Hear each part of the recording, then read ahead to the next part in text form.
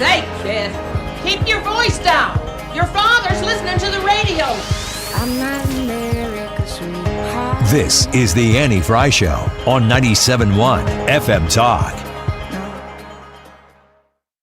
Here is my mom. There we go. Now we can hear me. Real interesting choice for the weekend here. Friday the 13th and Valentine's Day. Which way will we go with the show? Probably horror. Oh, horror. Government shutdown happened tonight. Who's pumped?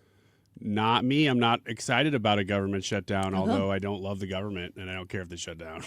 You care if FEMA shuts down, I do. don't you? I do care about It's something. really it's like FEMA and the Coast Guard and TSA. TSA, man. You want to piss off a lot of Americans at one time. Here, this is like the sliver of the government that will potentially touch everyone. And in every good Washington, D.C., presidential type of drama show that takes place, there's always a government shutdown or a realignment of funds out of FEMA right before a hurricane.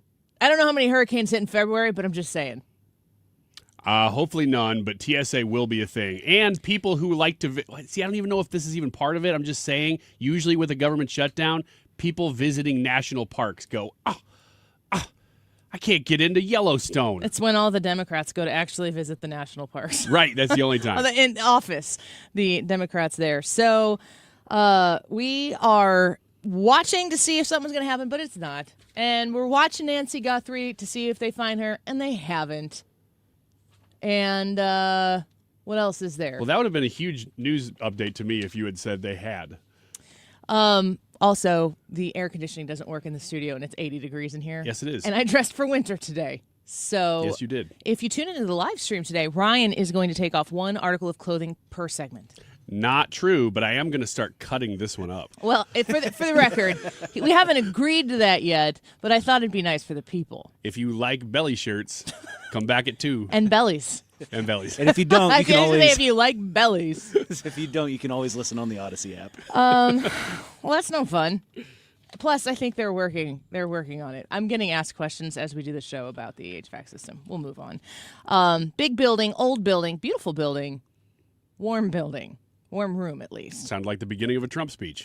The YouTube live chat poll for today, this is the direction that I'm taking today. What is your love language? Y'all know about love languages? Have you ever studied it? Have you ever read the book? I don't know if I actually ever read the whole thing. My wife and I have talked about it. Early in our marriage, we certainly did. Sometimes it's part of premarital counseling, if that's something that people still do, is you sit down and you learn about the idea of love languages. So we're asking you on the poll today, and I changed the poll at about 11:55 a.m., which I don't traditionally do. So I had a poll up, I took it down, and I put this one back up. The 5 love languages, we only have 4 options, so maybe soon we'll do another poll about whether I picked the wrong way to combine these. We discussed it, and we came up with combining the 5 love languages into 4 options for you, and they are physical touch, words of affirmation. That's where if your love language is words of affirmation, that means that you need to hear good things about yourself or about what you're doing. You need to hear it. It needs to be said to you. Quality time and receiving gifts, that's what got combined. And I felt like quality time, for me, I would, and this is probably why it's bad to combine these two, it would be a gift to me to just spend time with my husband. If he comes home and he's like, Annie, look at this brand new tennis bracelet, I'll be like, where did you pay for that? Where did the money come for that? But quality time and receiving gifts, you guys in those 2 categories get the joint category. If you would like to make a distinction, please do so in the comments. And the last one is acts of service. So go to the Annie Fry YouTube live chat poll and vote there. And I would love to get text messages this Valentine's Day weekend on the idea of your love language. Now, before we get into the news of the day, I will also highlight that it is incredibly important to understand your love language as a 2-parter, because you speak a language and you receive a language when it comes to expressing love and affection for people. And this was what, when I read this book, the first time I read it, I don't know, 10 plus years ago, I always knew how, I don't think I had a label for it. And I'll tell you right now, my love language is acts of service, bar none. If I come home and Jared's like got the kitchen clean and I didn't know that he was going to do that, that is just like Christmas morning for me.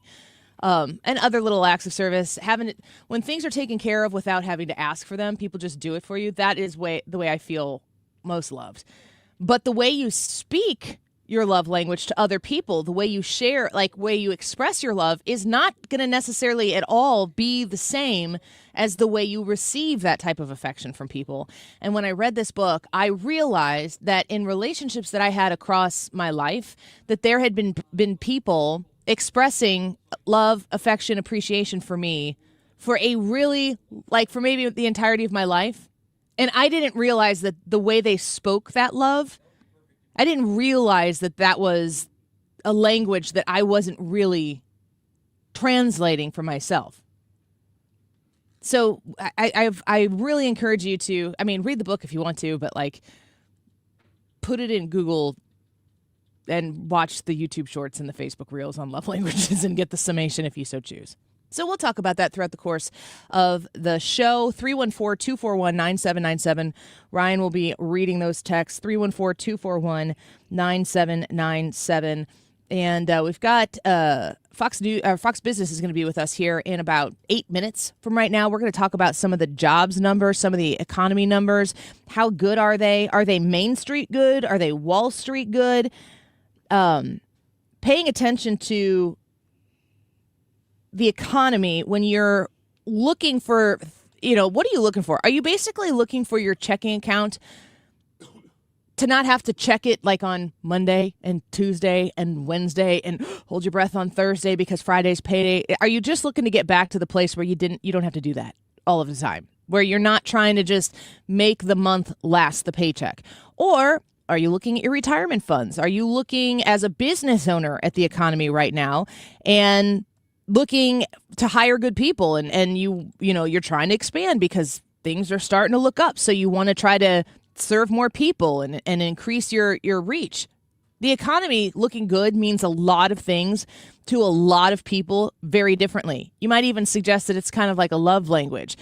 But here's Stephen Moore reflecting on the American economy right for the now. last year.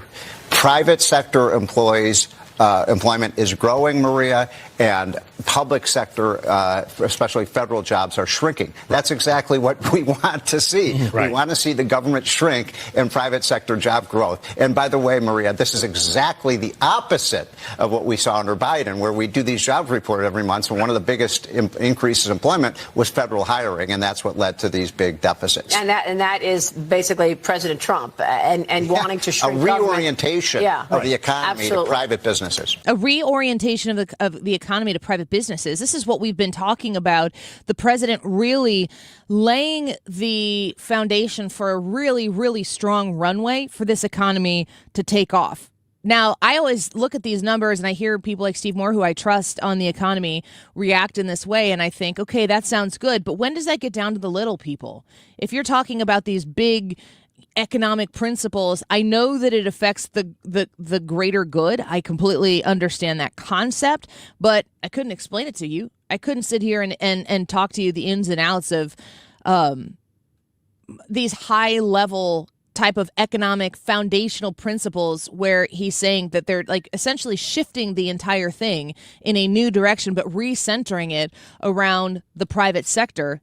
You want to start seeing it working for you. And that's what the affordability push that the Democrats all of a sudden found that word in the dictionary in 2025, but couldn't have given a crap about it in the years 2021 through 2024. All of a sudden, affordability matters. How did we get to that dumpster fire?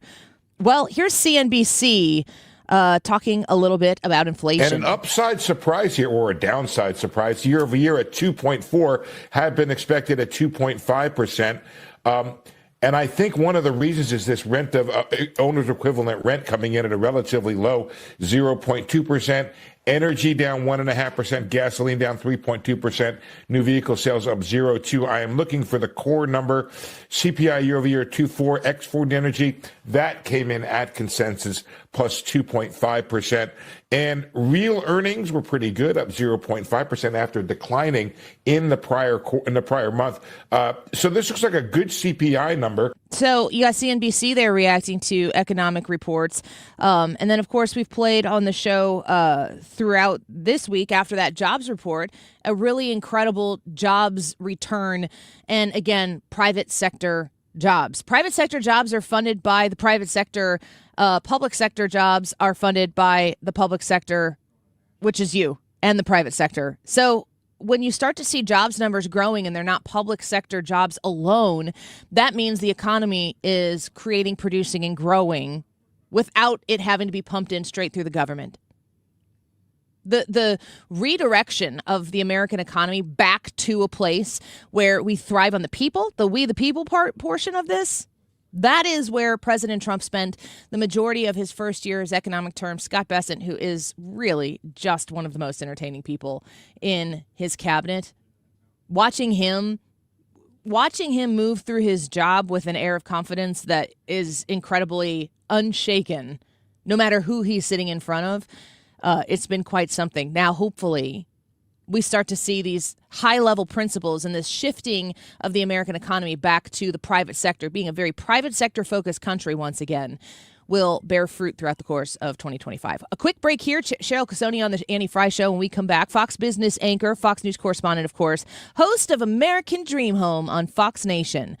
She's with us to give us the expert analysis on the Trump economy in just a minute. Don't go away.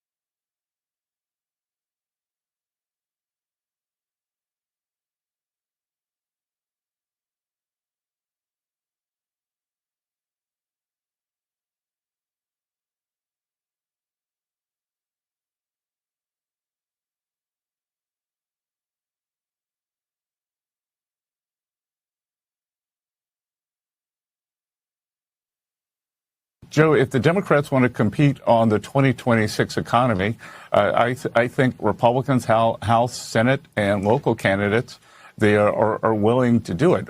As I said, we're seeing things kick in now.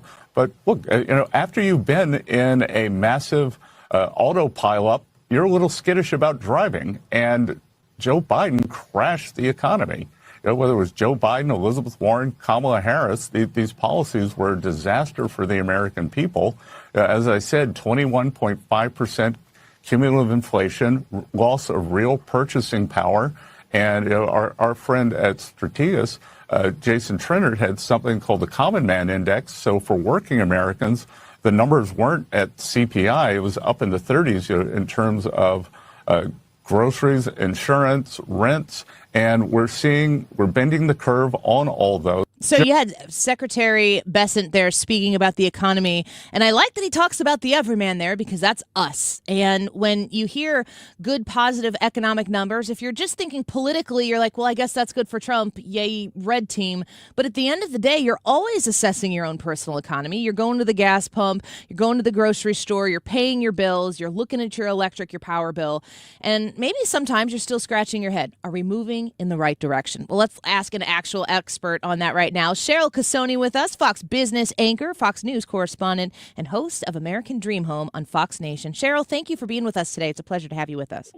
No, it's great to join you. What a day, right? What a report. So talk to us, give us the super basic entry-level 101 economics for us normies out here in the Midwest, just trying to make the paycheck meet the next paycheck with ease. How are we looking on the economy so far? Well, I don't know what gas prices are in St. Louis, by the way. I love your town and have been there several times. But I will say this, go to the gas pump. That's the first thing. We got the consumer price index today, the CPI. That's what you're paying at every level of your life, whether it's your rent or your mortgage or the food you're buying at the grocery store, what you're paying to go out. And it was a good report. It really showed that energy prices fell year over year. One of the biggest driving factors to seeing inflation falling, and so gas prices are down 7.5% over the past 12 months. And that is a success story for the president and for the administration. Energy Secretary Burgum saying that today, if you unleash the power of the American energy sector, you're going to see the benefits. You were just playing that soundbite from Treasury Secretary Bennett. So here's the thing, what he said is so dead on that in addition to his comments about, the everyman story from Jason Trennert, the other side of this is he has said when you start to get your tax returns after you file this sprint, you're going to see another $1,000 to $2,000 in your tax return. Every person will. That is meaningful. So all this talk about the midterms and how it's going to be rough for the Republicans, and maybe it will for other issues, I don't know. But when it comes to the economy, and this is normally what people vote on, that is a winning strategy. And that's where Republicans usually shine. And the story we got this morning, the jobs report we got Wednesday, are good economic pieces of data. And I'm a data person. Right. I want to see it. And I want to read it. And that's what we had this week. It's been a good week. Yeah. Cheryl Casone with us right now, Fox Business anchor. I'm, thinking of a clip we just played from Steve Moore, who's a Monday guest on our show here. But he said, I believe it was on Fox Business, he's talked about the shift towards the privatization of the American economy once again, that the administration is working on the full jumpstart of getting the private sector back on fire. Can you talk about the importance of that, especially the nuance of that? I don't know if it's even really nuance. It might be the main point of the jobs report and the difference between adding private sector jobs and public sector jobs. Yeah. So what was so interesting about the jobs report is that you saw where did you not see growth? Government jobs. We had kept seeing government jobs up under the Biden administration. State workers, federal workers, et cetera, that expansion. And what you're seeing now is the reverse. You're seeing the private sector hire. There's 172,000 jobs for the private sector in that report on Wednesday, because what we're seeing is a shrinkage of the government on a federal level. And a lot of those jobs, those roles are going to the private sector. That was the whole plan. That was the whole point a year ago, that the taxpayer, why is the taxpayer footing the bill and maybe in some instances overpaying for this particular worker or this technology or whatever you want to say, when the private sector can do it so much better than the government can do. Yeah. And I think I thought that was a really good piece of the Wednesday story. The other issue, there's all this fear about AI, and I get it. And yes, there are going to be white collar jobs that are going to that are going to be replaced by AI. But AI is not this scary tool that's going to replace the human worker. That's a fear and a misnomer that I keep saying out there. It's a sidebar to the expansion of the economy. If a company uses AI, let's say Walmart uses AI to like cover the back end, the sales, the website, the accounting, they use accounting software.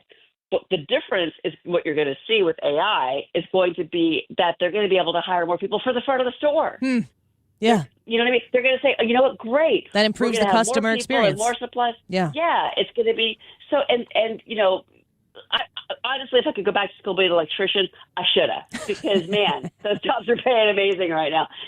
So it's just we're just shifting the economy, but in a good way. And all these data centers that are going to be built, all this expansion you're going to see, is going to be so good. And I'm sorry, but I don't see a problem with President Trump going out there a year ago and saying, you know what, I want this made in the United States. I want that made in the United States. I'm tired of seeing drugs that we're paying 3 times for the same drug of what they're paying in, say, like the UK. It's ridiculous. Yeah, he's really fired out at all of these things, and it's a good thing. It's paid off. So much so. Cheryl Casone with us. The domestication of production and, really like jobs too. You're bringing, okay, maybe AI gets involved quite a bit on the production line in some way, shape, or form, but the domestication of things, you're talking about medicines, among other things, that's also a security, like a national security benefit, to not be beholden to these other countries for antibiotics, that type of thing. How long, what's the timeline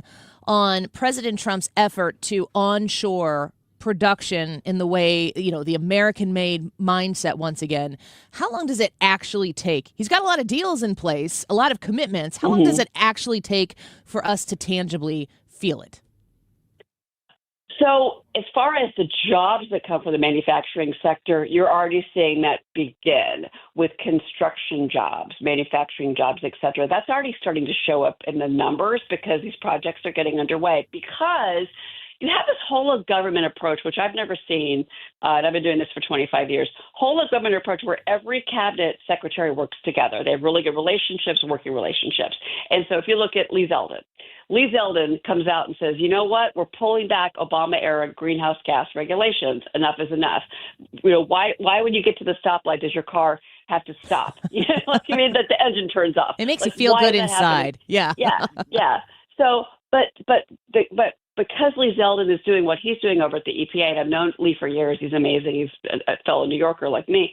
He's like, look, we can pull back the chokehold of EPA regulation and get these things built. We can get factories to start firing up, whether it's an oil factory or a nat gas factory or it's coal or whatever. That's immediate when you pull back these regulations. That gives companies the confidence to say, you know what, I'm going to restart that coal plant. I'm going to go ahead and put that, that tool plant for GM. I'm going to put that back in, Kentucky or Missouri or, whatever. So that companies can act fast. The government's never been good at acting fast. And that's what I really like about having in the first term, although he had a lot of headway with his cabinet. In the second term, he doesn't have that problem because he picked people that saw the vision and were willing to act on it from a business standpoint, and the companies can move. We know how to move in the business community. The government never knew how to do it until now. So I think, are you going to start to feel and see a difference? Yeah. In the jobs picture, yes. In the energy sector, you're already seeing it at your gas pump. And all the CEOs of the pharmaceutical companies, I just interviewed last week, Albert Bourla. And Albert Bourla said, we're thrilled to work with the Trump administration to get drug prices down, to make sure that the American public is paying less and fair prices for our pharmaceuticals and our vaccines. Yeah, I think it's such a broad ranging, like if the economy touches all of the different policy points that an administration needs to address and improve for the American people. I know that tariffs, if you ask the president, what does he say? It's the most beautiful word. And I just recently heard him listing off other words that he was told, I think maybe by Melania, he should say are more beautiful, but he's like, I really like tariffs. What's the tariff? Yeah. 1 year into all of this, what is the tariff situation status right now? Are we winning with tariffs? Are we losing with tariffs? Too soon to tell? Tariffs is a little more of a complicated issue because when he initially announced I didn't like the way they rolled out the tariffs last April. They've pulled a lot of that back, and I think that is a good thing. I didn't like that chart in the Rose Garden. I didn't appreciate that. But they've scaled all that back because the president is willing to listen and go, you know what? Okay, maybe this approach on tariffs for this country or that country isn't the right approach. Let's go back to the drawing board. Okay, so let's think about the things that they've scaled back on the tariffs. What can we do? Like, we can't do bananas, right? We can't do bananas. We're not great at growing coffee. So they're willing to say, okay, that doesn't work. Let's change course. And they've done that big time with the tariffs. The threat of the tariffs and what they actually are have changed. Now, some companies are saying in their quarterly reports, yes, there is an impact from tariffs. The consumer, are you willing to absorb an extra $5 for your Nike sneakers? If you paid $100, you might be paying $105. But if you're looking at a 3% tariff or a 5% tariff, it's going to be in there, and it's out there. I can't, sugarcoat that. Sure. But if you have a stronger economy, wages are growing, which they are right now, then the economy can absorb it better on a macro level. Does that not mean that people are getting frustrated because they're paying a little bit more for something? Yeah, and a lot of the smaller companies, the importers, are saying, look, this is expensive. PepsiCo was like, look, the tariffs are a problem for us. So it's not a perfect world, but it's not the disaster we thought it was going to be in April of last year. The stock market thought it was going to be, the world was going to end, and that didn't happen. Yeah. The Dow hit 50,000. Huge buying opportunity, it turned out. Cheryl, Yeah. Do you feel like right now that the goal for President Trump is tariffs, or do you feel like it's the tool? I think tariffs are the stick, and I think that it can be an effective stick. He's using it depending on the country and the relationship. The toughest one right now is China. Still to this day, that's the toughest trading relationship, and that's our biggest trading relationship. Europe, it's been more successful than I think it has been with China. That's been tough, and that's where the Secretary of the Treasury, Besson, has been, I think, effective, but that's been a longer haul. I think that still needs to kind of play itself out, really, with Jameson Greer and with Scott Besson. Well, we will stay tuned, of course, to Fox Business and to watch you, Cheryl Casone. We appreciate your time today. Lots of good news to talk about, lots of things to keep our eyes on. We'll keep our eyes on Fox Business. Thanks for the time today. Oh, thank you so much. I appreciate it. Have a great day. Yep. Enjoy your weekend. Bye-bye. Cheryl Casone from Fox Business with us right there. CherylCasone.com if you want to learn more about Cheryl. You can also follow her on X at Cheryl Casone. Let's take a quick break. Ryan will be back in studio right after we get back here. The YouTube live chat poll for today. We want to know what your love language is. It's Valentine's Day tomorrow. Have you ever thought about your love language? Have you ever even heard of a love language? Well, if you Google it, you'll be able to learn for eternity about love languages, of course. But the book says there are 5 love languages: physical touch, words of affirmation, quality time, receiving gifts, and acts of service. I'm asking, what's your love language? What's the love language that you hear the clearest?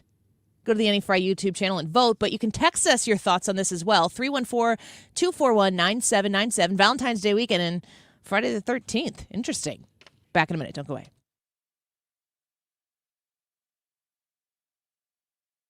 I'm Josh Radner, and I am so excited to tell you about How We Made Your Mother, a rewatch podcast looking back at How I Met Your Mother. And I'm here with Craig Thomas, who co-created the show along with Carter Bays. Hi, Craig. Hey, Josh. Somehow it has been 20 years since the show premiered.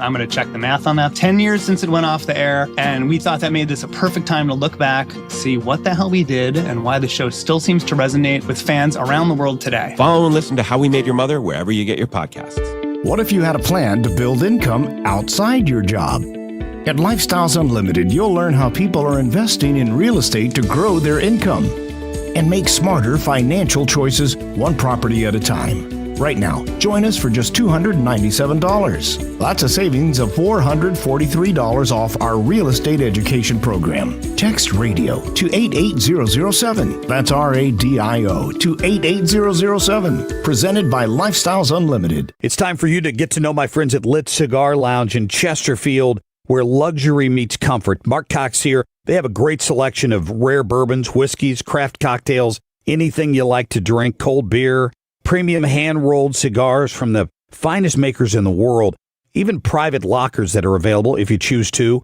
Perfect for date nights or business meetings, and live music every Friday night. Family owned and operated. Check them out in Chesterfield at the District. It's litstl.com. Last month, my business cash flow got tight. Sales were slow. Invoices were late. And payroll was coming fast. My business is everything, and people rely on me. I can't let them down. I applied online at lenseek.com and had business funding in 24 hours. Business moves fast. Don't wait until it's too late. Whether it's lines of credit, term loans, working capital funding, or revenue-based financing, LendSeek is open for business. Apply now at LENDSEEK.com.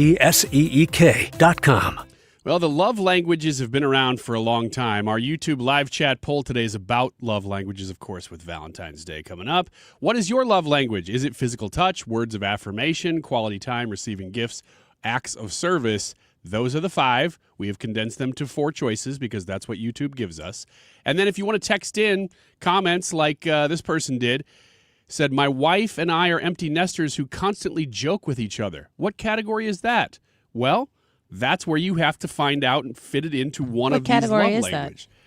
That would probably be quality time or words of affirmation, depending on what the jokes are words like. of affirmation is A little more direct. Affirming things, Yeah. not joking. I think it's quality time. Quality time. Yeah. All right, so there you go. So we're learning about the love languages if you don't know much about them, but those of us who do, we'd like to know which one applies to you. And if you've never really done it, then figure it out because it's kind of fun. 12:35, this time check is sponsored by Jerry Kelly Heating, Air Conditioning, Electrical, and Plumbing. It's time for a $98 furnace tune-up. Fox News National, St. Louis Local, 97.1 FM Talk.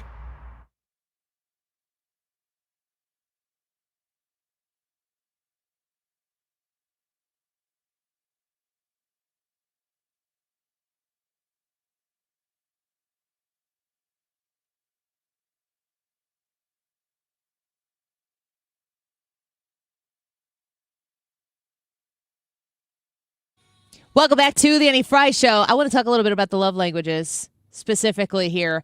The source for romantic life, Valentine's Day love expression.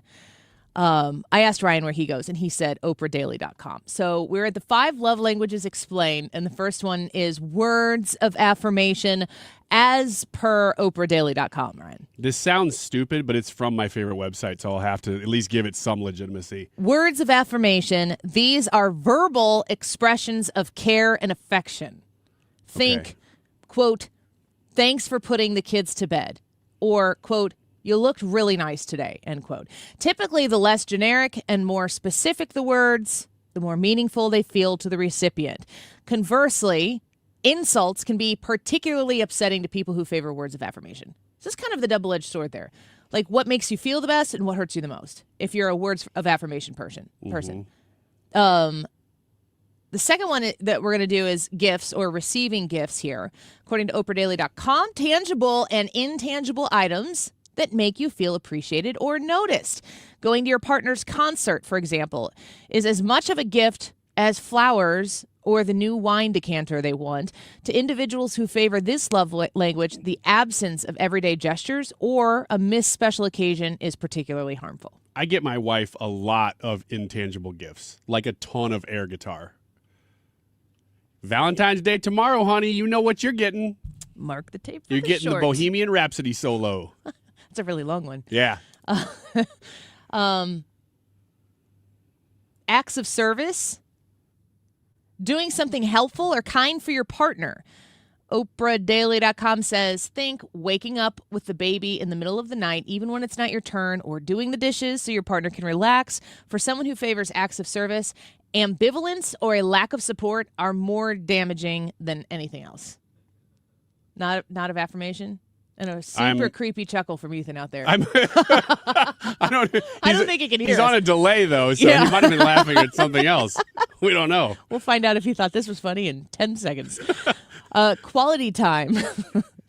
Quality time is a part of every relationship, but people who experience this as a love language will feel the benefits more keenly and crave time where both people are present without distraction. So this is kind of what we were saying. The texter said, about like spending time together and joking with each other a lot. It's that playfulness. And I think there's something to be said here for attention, because quality time is not just time. It's not just time sitting on your phone with your spouse. It's paying attention to No each distraction. other. Yeah. 314-241-9797 if you want to text us in. Quality time constitutes engaging in an activity together, particularly one you both enjoy, like a walk after dinner or watching TV with a platter of nachos. OprahDaily.com. Anyway, if this is your love language, having a distracted or a distant partner who makes you feel unseen or unheard is the biggest pitfall. The opposites of these are interesting. I've only heard the affirmative parts. That if that's your sensitivity to feel the expression, that it could also, the converse of it, could cause that sensitivity to be piqued as well. Kind of brings it to light more. Last one, physical touch. Physical expressions of love, whether sexual or more platonic, holding hands, a back scratch, a hug, a kiss, intercourse. The absence of such can leave these individuals feeling isolated in a relationship. Those are the 5. Thoughts? I've never heard the downside of each one. I think that's helped me to figure out which one I am better. Because in a sense, you could say you're all of these on the plus side because you like all of them. Why wouldn't you? But some are going to resonate more than others. But when you hear, if you don't get it, this is the way you feel, I think there's a lot to be said for figuring out which one you are based on that. Do you have any thoughts? I struggle with this, to look at these and say, what is your love language? Like, I don't know. I'll tell you what, though, I've figured out what my wife's love languages are, and I think that in my ability to speak her love language and to hear her, that makes me feel loved, because I know Has she figured yours out? I don't know. Because I speak hers to her and hear her speaking hers to me, then it's taken care of, because I am able to speak in a language that she understands that she is loved, and she's able to talk to me in a language that I understand that I am loved, even if it's not my language. Do you know it's not your language? Yeah. Well, then what is it? So you know what it's not? Yeah. I've found that to be actually very valuable in narrowing it down in the reverse. To What say, it's not? no, it's not this one. It's Like, not I this don't need one. that. Yeah. I don't need it, or I don't give it. But let's clarify too. When it comes to this was like very, very, very earth shattering to me a long time ago. Was that your love language? If someone says, "What's your love language?" Because everybody is self-centered at the core. Everybody's going to think about how they feel loved most. But it is also important to identify how you most easily, naturally express love towards other people. Because if the way that I express love towards other people is, let's say, giving gifts. If I'm giving people gifts, but that's not how they feel the most appreciated, I'm expressing as much affection and love as I have for a person, but it's not necessarily landing with the emphasis that I'm putting on the delivering of that message. And the thing that taught me was that if people have been speaking to me in an affectionate, loving way, and I just didn't understand that was what was happening, that's not really a sin is not the right word. That's not really an error on their part. It's an error on my part for not interpreting the way somebody naturally speaks love, affection, appreciation. In turn, if that is a breakdown in your relationship, that someone's been speaking their affection or their respect or appreciation for you a certain type of way, if that's not the way you receive it the most and it's bothering you, then as a grown person, you have to be willing to have a conversation that says, I really appreciate all of this stuff that you have done. If you're in that closeness of a relationship type of a situation, but you have to be able to express where I feel like I'm missing it. What hits me the most is, and then you fill in the blank there. So just to say that, like what Brad was saying is that his wife speaks her love language to him and he hears it. That is a huge step to be able to hear that. But do you have to communicate back, this is the way I most naturally and most fully receive it? There's a comment that I keep looking at here because I think it's very telling. Maybe it's because I feel like maybe that's me. But she says, my husband needs a lot of affirmation. But knowing my grown kids and their spouse's love language has been vital in being a loving parent. Yes. Yes. Yes. Yes. And that's tough. The more kids you have, and they're all individual, and you got to treat them all the same, or not the same, but differently, and figure out what their love languages are. My 9-year-old, physical touch. She wants to come sit. Like, she'll just walk in a room, and she'll just basically fall on me and hug me. And I just hug her until she's done hugging me. I don't know if that'll be happening when she's 30, but if it is, I'll hug her until she needs to go away. That's totally fine. But my 13-year-old, nope, that's not the way she is. She actually, I'm trying to think of, acts of service would probably be hers because she's exactly like her mother. Just like people showing up and doing at the minimum the expectation of what you have for them. But if like as soon as you see that they're working extra hard, like my husband, I'll tell him all the time, for Christmas, I want to, like what I want is a clean house and a clean car. Don't buy anything. Take the kids to the club car wash, run it through that car wash, make them vacuum it out, and I will be as happy as a clam. She's kind of like that too. Molly, my 4-year-old, who we have dubbed the final boss because she's Bowser at the end, the big Bowser. She's tough. I don't know. I don't know if you can know that at a 4-year-old position. Mm-hmm. But when you're talking about parenting, obviously the definitions of all these love languages become different when you're talking parent-child.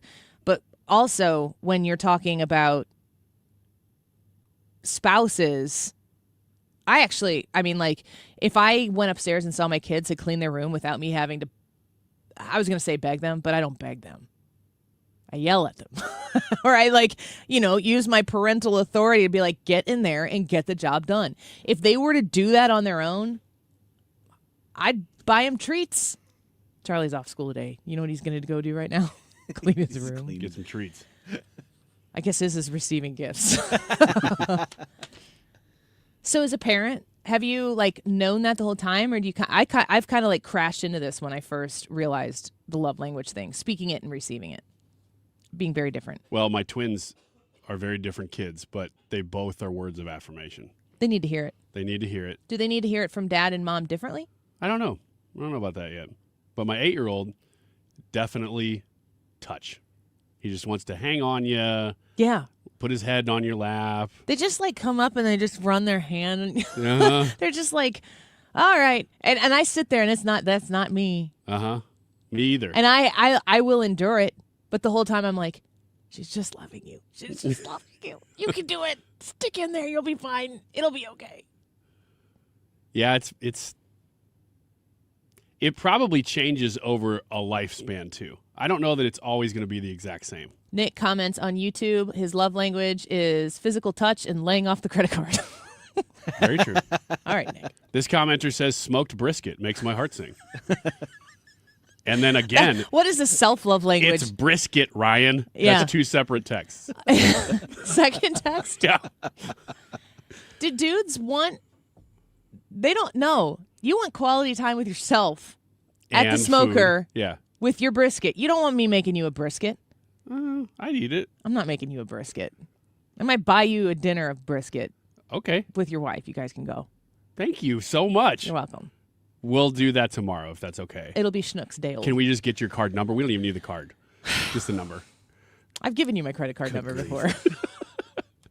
Be or not to be with Ryan Wiggins and Wiggins America next. Don't go away.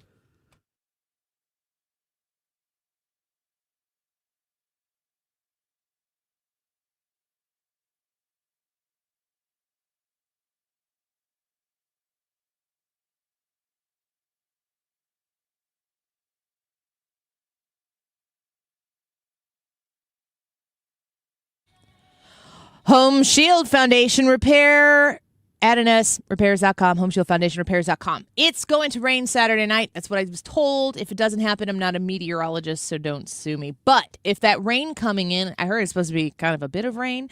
If that rain coming in this weekend makes you nervous because your basement's going to get wet, and that is not your love language, you need Matt Hayes at Home Shield Foundation Repair, and he will perform an active service for a fair price, quality products, quality service to get that basement once and for all waterproof. Then you don't have to worry about it anymore. There's an investment that you need to make for the future security of your home. When you've got basement water situations, that only ever gets worse. That's not going to repair itself. You need to handle it, and the sooner you handle it, likely the less expensive it's going to be.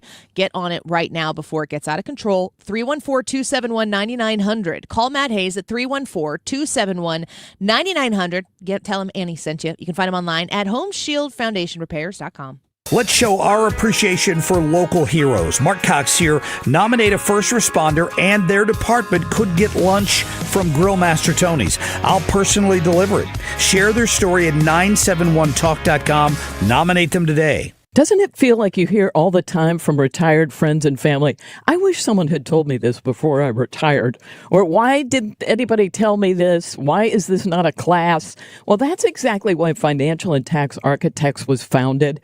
FTA keeps hardworking families in St. Louis make sense of retirement. They show them how to keep more of what they've earned and how to make it last. That way you can get some sleep at night. You don't have to second guess every expense leading up to retirement. You understand what's going on. Their Retirement Planning 101 class is a practical, no-cost course. They teach it at local colleges. It's just one night.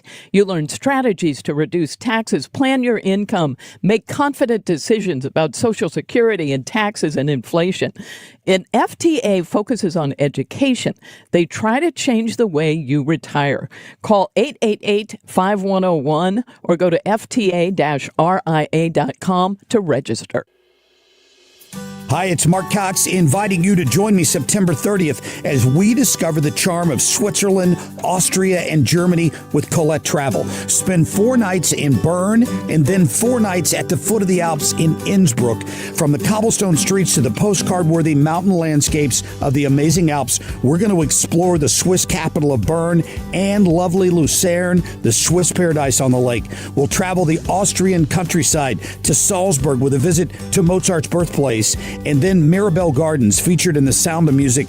This and so much more. Colette handles all the details. The flights, the meals, the hotels, the local experiences. All you have to do is have the time of your life. Don't miss this trip. Meet me and the folks from Colette to learn more at the Lodge at De Pere, Tuesday, February 24th at 2 p.m. Call Colette at 800-581-8942 or go to 971talk.com/events for details. Annie Fry is St. Louis conservative.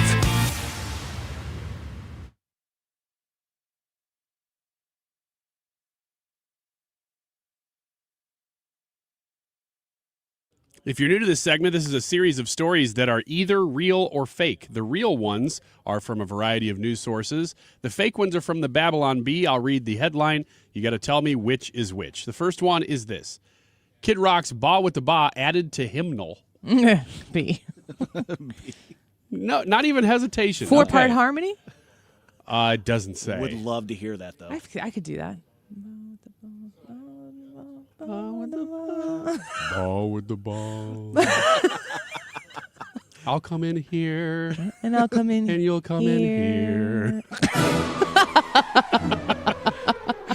All right. Yes, it's the Bee. Quote, "It's a beautiful, uplifting song," said Phil Gregerson, a Southern Baptist pastor.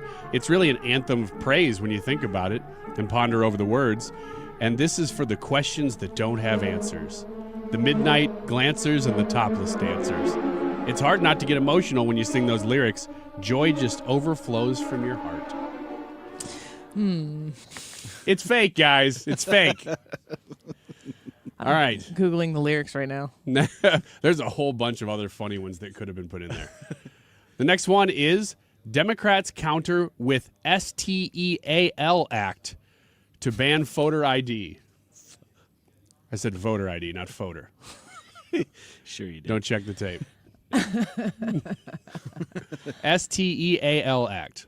A Steal Act. as opposed to the Stop the Steal Act. The Steal? Yeah. B? Yeah, it's a real story, but B headline. It's the B. The bill, which has the full title of Shield the Election from Legitimacy Act, which would make it illegal for anyone to present valid identification when voting in an election, thereby preventing any safeguards against fraud from being put in place. At publishing time, Democrats were reportedly working hard to stage a water main break in the Capitol to interrupt voting on the SAVE Act and allow more time for these shenanigans. One of the lines in Ball with the Ball is, all you bastards at the IRS. Oh, yeah? Yeah, I'm reading them. I'd sing that. In church? No. Okay. Yeah, well, if No, it's in the harmony. answer's no. No? No. All right. No. Next one. ICE has rescued 3,364 missing kids in Minnesota. Real? Real. Yeah, it's obviously real, but it's just a really great story. Despite liberals' best effort to stop them, it may not change a single protester's mind. But for those of us with a functioning prefrontal cortex, it's amazing news. Tom Homan, who also served as the key ICE official under Obama-Biden administration, has blasted Joe Biden for allowing 300,000 migrant children to be trafficked into the interior of the United States with no way to track them. This is good news going in the opposite direction, that they have found 3,364 missing kids in Minnesota because of ICE. Why isn't it headline news? We're Why looking isn't it- for one woman in Arizona, and we found 3,000 children in Minnesota. Exactly. In one city. It's crazy. All right. Next story is, come see how multiple studies show ice cream is one of the healthiest foods in existence. Real. Make Is it B? so. Is it the B? It's the B. It's got to be the B. This is real, you guys. Oh. This is real. And everybody's saying, oh, I'm sure it's got to be funded by big ice cream and all this. No, the article itself, I'm summarizing here, but the article goes into 5 different studies over the span of 10 years, all funded by different organizations, most of them colleges, saying ice cream is one of the healthiest foods to reduce blood sugar and issues with like heart problems. Go on. Yeah.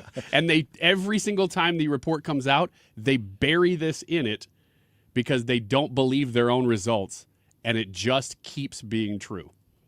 Love it. That's crazy. Ice cream's protection against diabetes is the biggest thing they keep finding, and they can't figure out why. This has to be government funded. I mean, it sounds like it, but it's multiple studies across multiple years, and they all hate their own results. Eat 1 quart of ice cream a night to lower your blood sugar. There you go. Terrible advice. Is that it? No, there's one more. Pam Bondi says she has finally figured out what DOJ stands for. I abstain. I abstain. This is the B. It stands for Department of Justice. That's really neat, she said. It really helps to clarify what I'm doing around here. All right, now we know. Well, we all know. We all know. Vote in the YouTube poll. Tell us what your love language is. Text us about it, 314-241-9797. We'd love your thoughts. Back in a minute.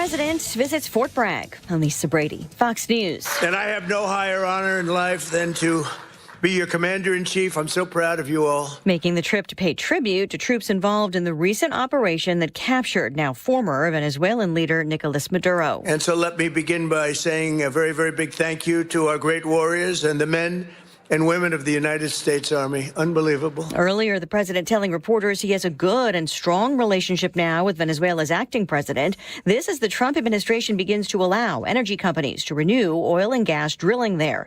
Fox's Jared Halpern at the White House. The Treasury Department is relaxing some sanctions on Venezuela's energy industry, issuing licenses to companies to resume operations in the country.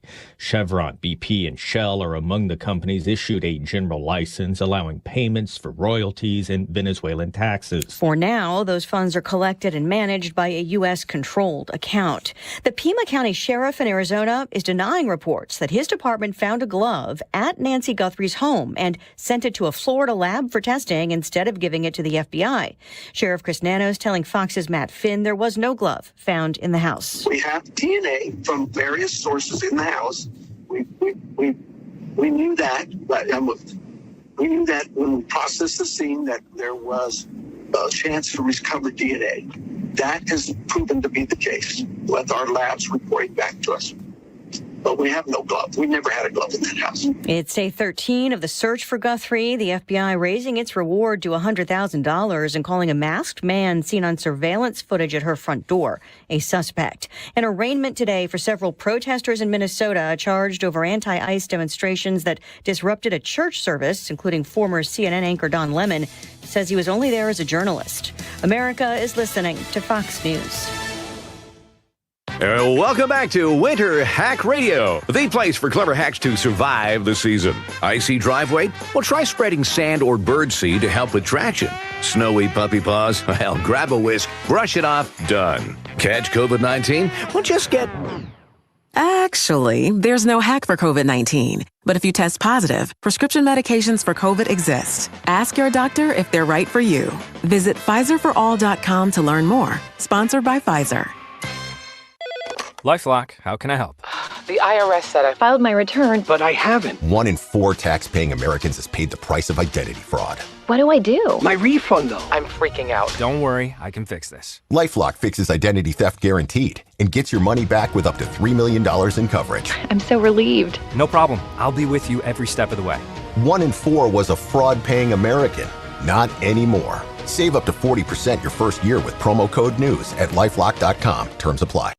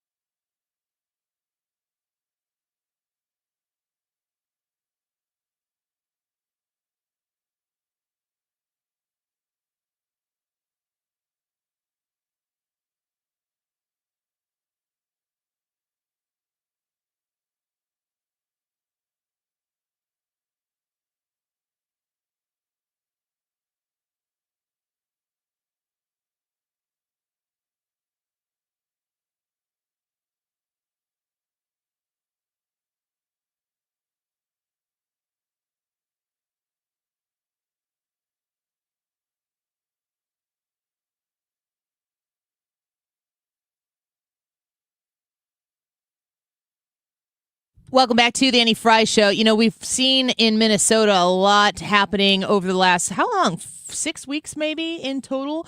Minnesota getting a little out of hand, of course. And the shift in the Trump administration over the course of the last week, I would say, has been, I think, a really incredibly measured shift. And I think that it shows that the president is willing to stay true to the goal in and of itself, but then also to maneuver along the way, pivot, if you will, to make sure the job still gets done, but that there's not one strict path only to getting that job done. Here's Tom Even Holman. though we're drawing down resources, we still want to have hundreds of special agents here drawing down on the fraud here from the Somatic community and others. Those fraud investigations can continue until they're done. We're going to hold people responsible. We're also got investigators here doing the church investigations, to include Don Lemon. We're not walking away from anything. We've achieved what we came here for. This is like any other surge operation. L.A., it ended. Los Angeles, it ended. Charlotte, it ended.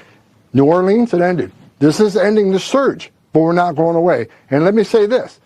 Over 800 flights a day land in St. Paul, Minnesota. If we need to come back, we'll come back. Tom Homan making a commitment there to stick to the plan to make sure that they have effectively found those individuals who are there in Minnesota. I can't remember what the name of the operation was. Operation Midway or something like that. I think that was Chicago.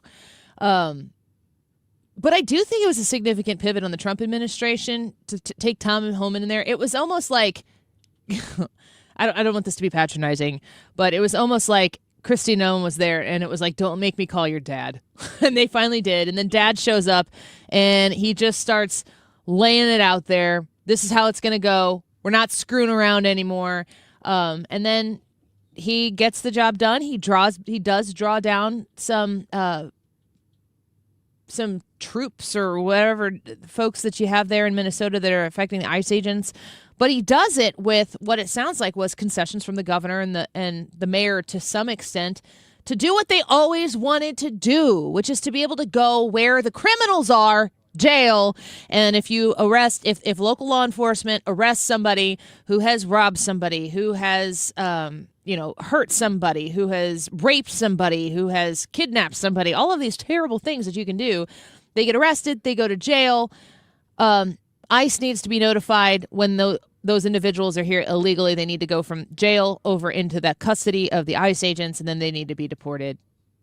In Minnesota, in Minneapolis, in Chicago, in Illinois, and anywhere else is a sanctuary city, that's where the elected officials stand in the way of ICE officials coming in and taking over the chain of custody, if you will, of that criminal who's been arrested for terrible crimes.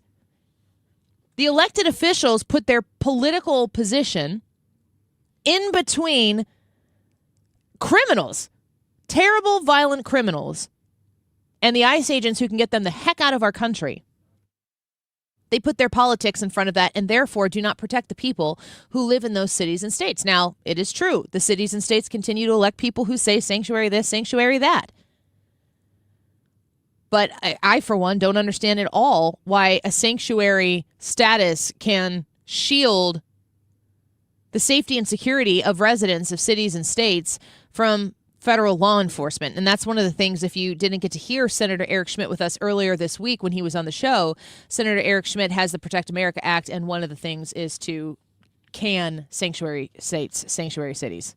Please, please, please get that done, Senator Schmitt.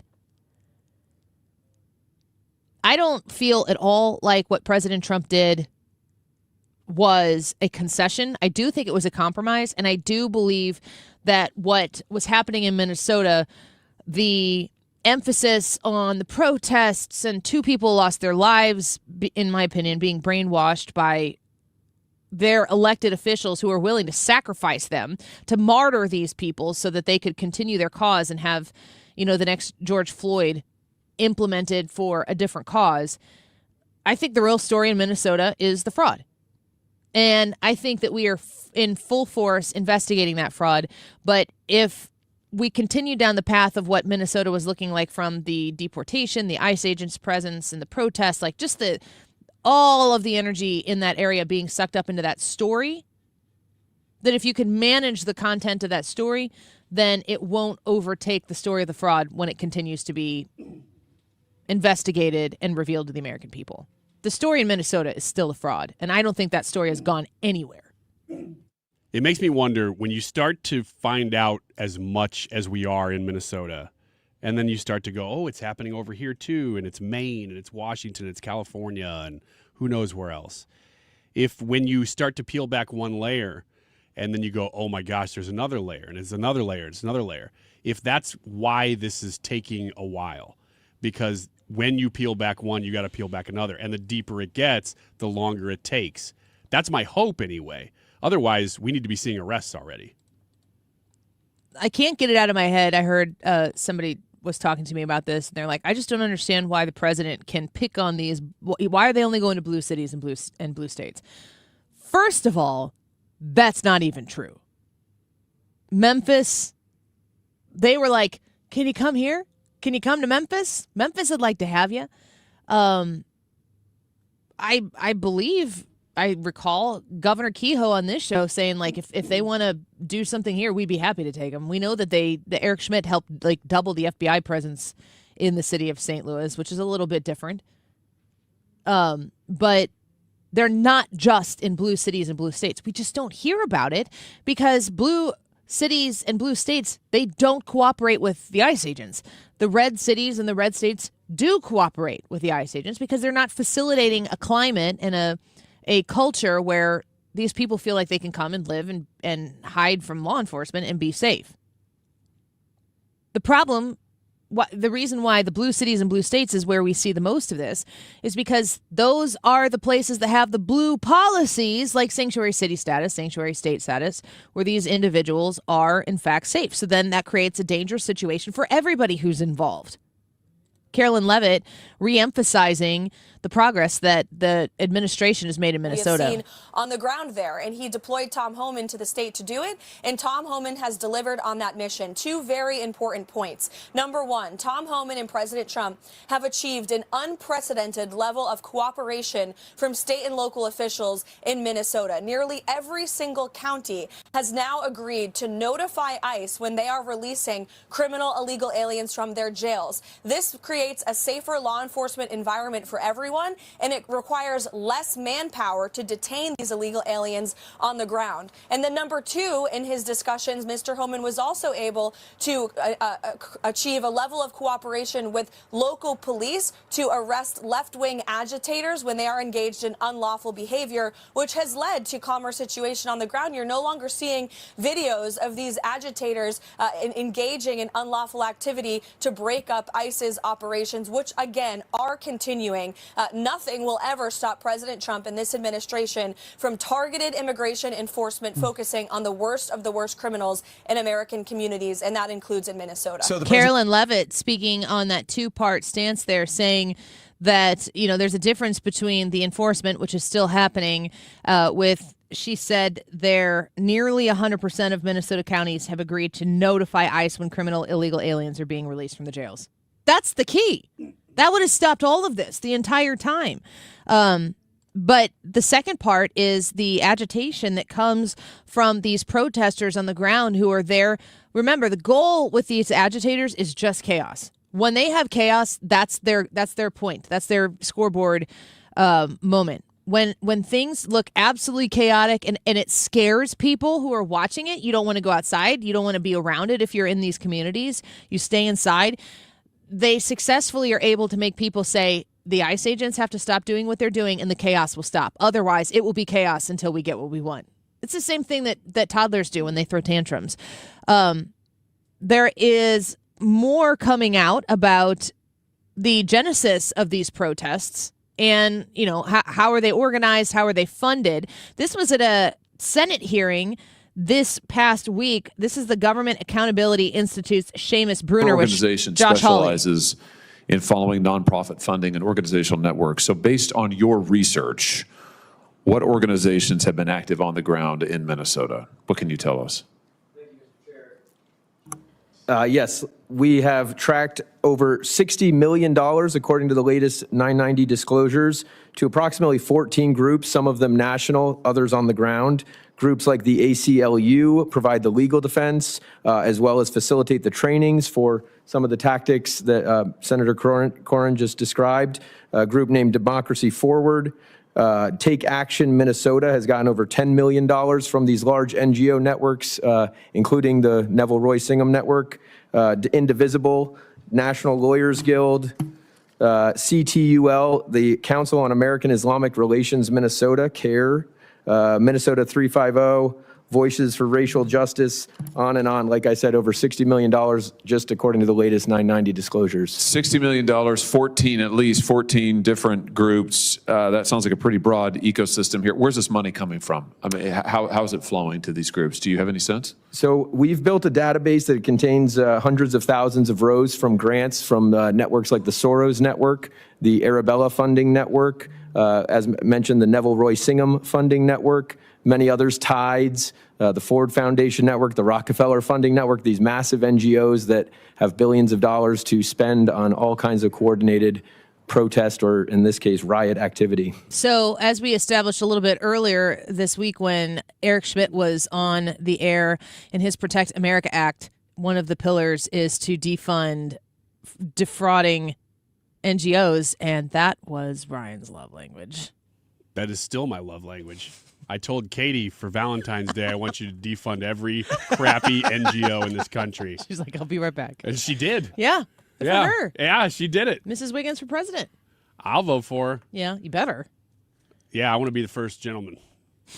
You were made for that. Yes, I was. You and whatever Kamala Harris is, Dougie. Mm-hmm. Me and Dougie.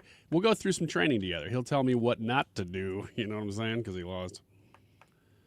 Well, he was the vice presidential first, but second gentleman, I guess. Do you think that they're going to get to these? Those are the biggest of the big NGOs. The fact that people are openly talking about it, the fact that Eric Schmidt is talking about it gives me great hope that it is in their sights. It's in the target. Because that's what it takes effort and it takes attention. And the fact that they have both of those things right now is halfway there. This could be you and Eric Schmidt's song. The UB40 version, though. Let's Eric, you and I, let's talk about this song. Sorry, Senator. You're still my favorite senator. Hey, mine too, though. Ryan Schmelz is still my favorite Ryan. We'll be right back.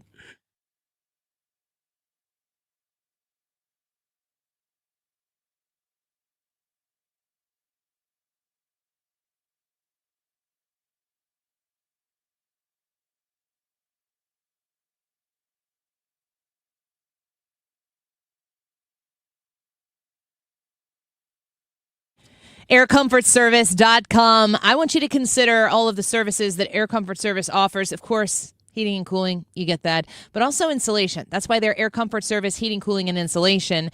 And right now, it might be the right time for you to just give a peek at the insulation in your attic. It could be deficient. It does deteriorate over time, just like everything.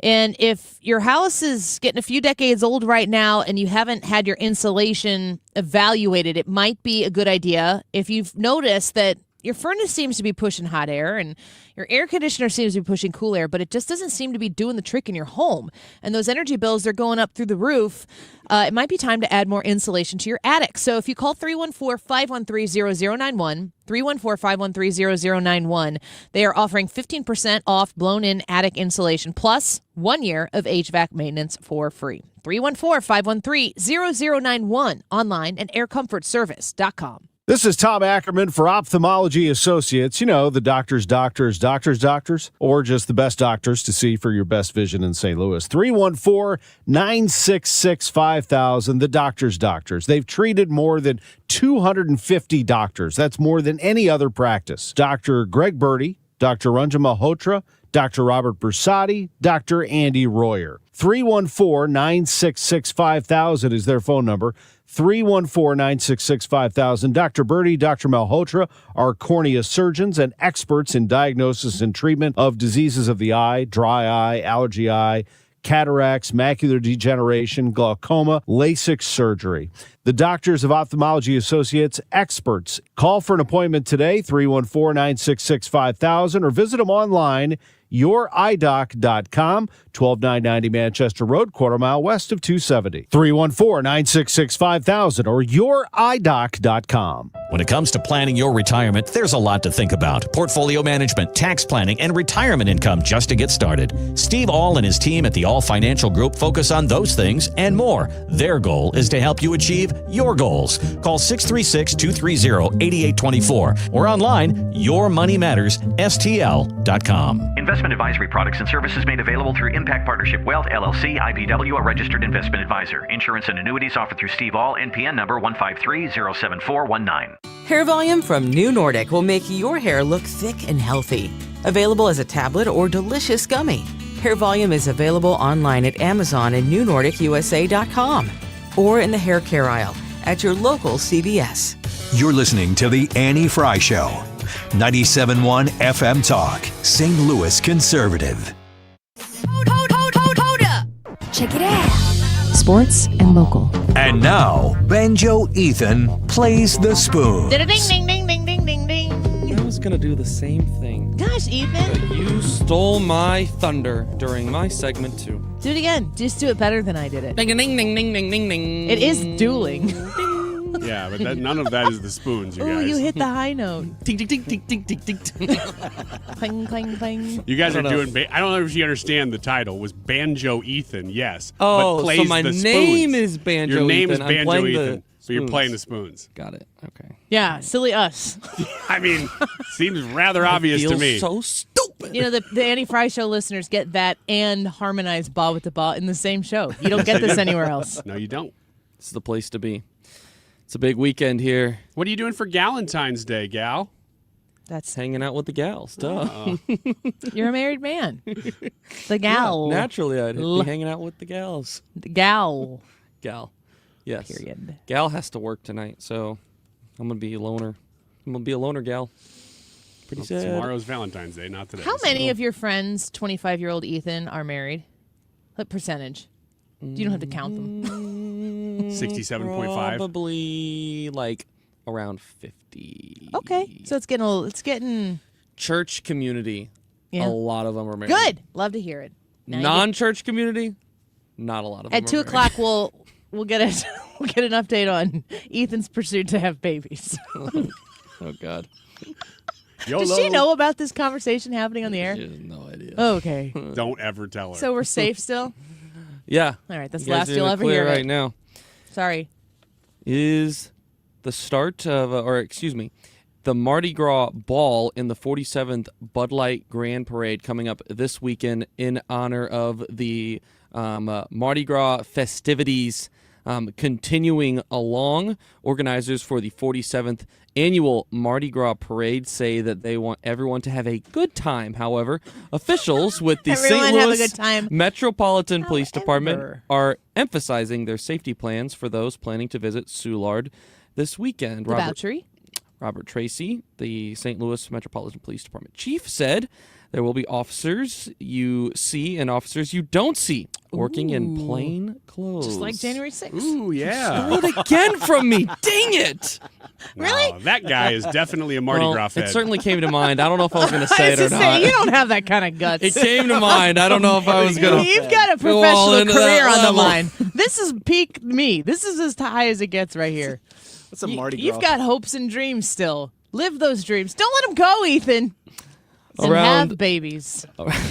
Cardinals broadcasters' past remarks about No, J6 no, no, resurfaced. no, no, no, no. Don't say those words in the same sentence. It's a joke, people. Just laugh. It's funny. Ryan would be the one to title the podcast segment that Ethan. so that if there's something on the internet. Ethan Hannaford. Just make sure you write Ethan Hannaford, J6, professional January 6th, January 6th. conspiracy theorist. Just got to cover your bases. Ethan Hannaford, Irfin. Banjo Ethan. Banjo Ethan plays the spoons. Ethan, we were going to hire you, but it appears as though you have a bit of a dark past. I hate to tell you, but real soon, every single word we've ever said on the radio is going to be transcribed by AI and run through many, many Democrat filters. It already is. It's been there. I'm cooked. I wanted to run for office one day. Nope, like I said, here, this is my peak. You should run as a Democrat.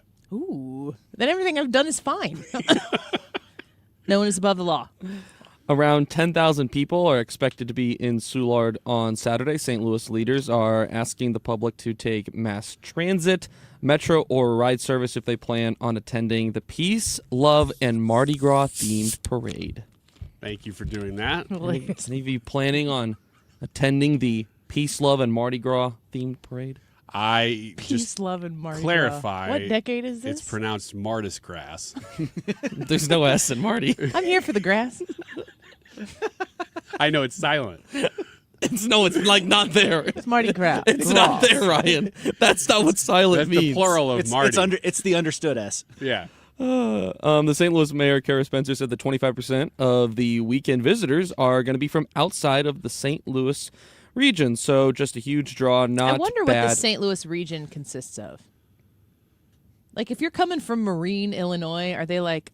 Yeah, that's considered St. Louis region. It Probably should on be. the outer Anybody layers of it. within the sound of our broadcast voice is probably St. Louis Ethan region. can't even hear us at his desk. That's true. Well, he does, just 10 seconds late. It's true. It's true. Were you laughing at us before when we were talking about you? I didn't hear you talking about me. That's fair. That's what I thought. You said you would yell at me if you were talking yeah. about me. So No, if we wanted to talk to you, not if we were talking about you. Yeah, when we want to talk to you, we want to yell at your face. okay, got it. More than $2 million is attributed to the Mardi Gras celebration, the second largest, in the United States. The Anybody parade ever is beginning gone? at 11 a.m. Parade or Soulard, any St. Louis Mardi Gras celebration. Anybody ever been to them? Brad? I've been to one. To St. Louis? Yes. How was it? I will never do it again. I've Ubered it. I did the nighttime thing, and it was just why? Yeah. Yeah, why? How many I don't know, beads 'cause did you end up with, The Brad? money that I had on anybody in this I room, didn't Brad have- was not. I I'm didn't have losing any that bet. beads. No beads. No beads. What's the point of going But if you're not getting beads? No beads. It's your guy. You don't get beads that way. How do you, Well, how you get come he, beads? maybe if you're he a guy? had beads, The but he had guys, no the guys beads. He have got to rid of buy all the of his beads and beads. take the beads You with. gotta Ryan, do a tell lot us. as a guy. How to do get you? beads. Yeah, tell us. How do you get Yes. beads if you're a guy? I'll tell you right now, it is foul and it is not for radio. It is disgusting. pretty and visual. I do not recommend it. However, those you had beads to- are very shiny and very nice. And sometimes Worth a you lot get of money. hypnotized. Shiny beard. Some of them cool designs. They are very cool designs nowadays with AI. It's just a bunch of pot leaves. Aren't they? That's in my mind. Mardi Gras is beads, boobs, and pot leaves. There's a lot of drinking. we need to also. come Can I up ask with- a real question? I've never been, not gonna go. Are people flashing people at Soulard Mardi Gras?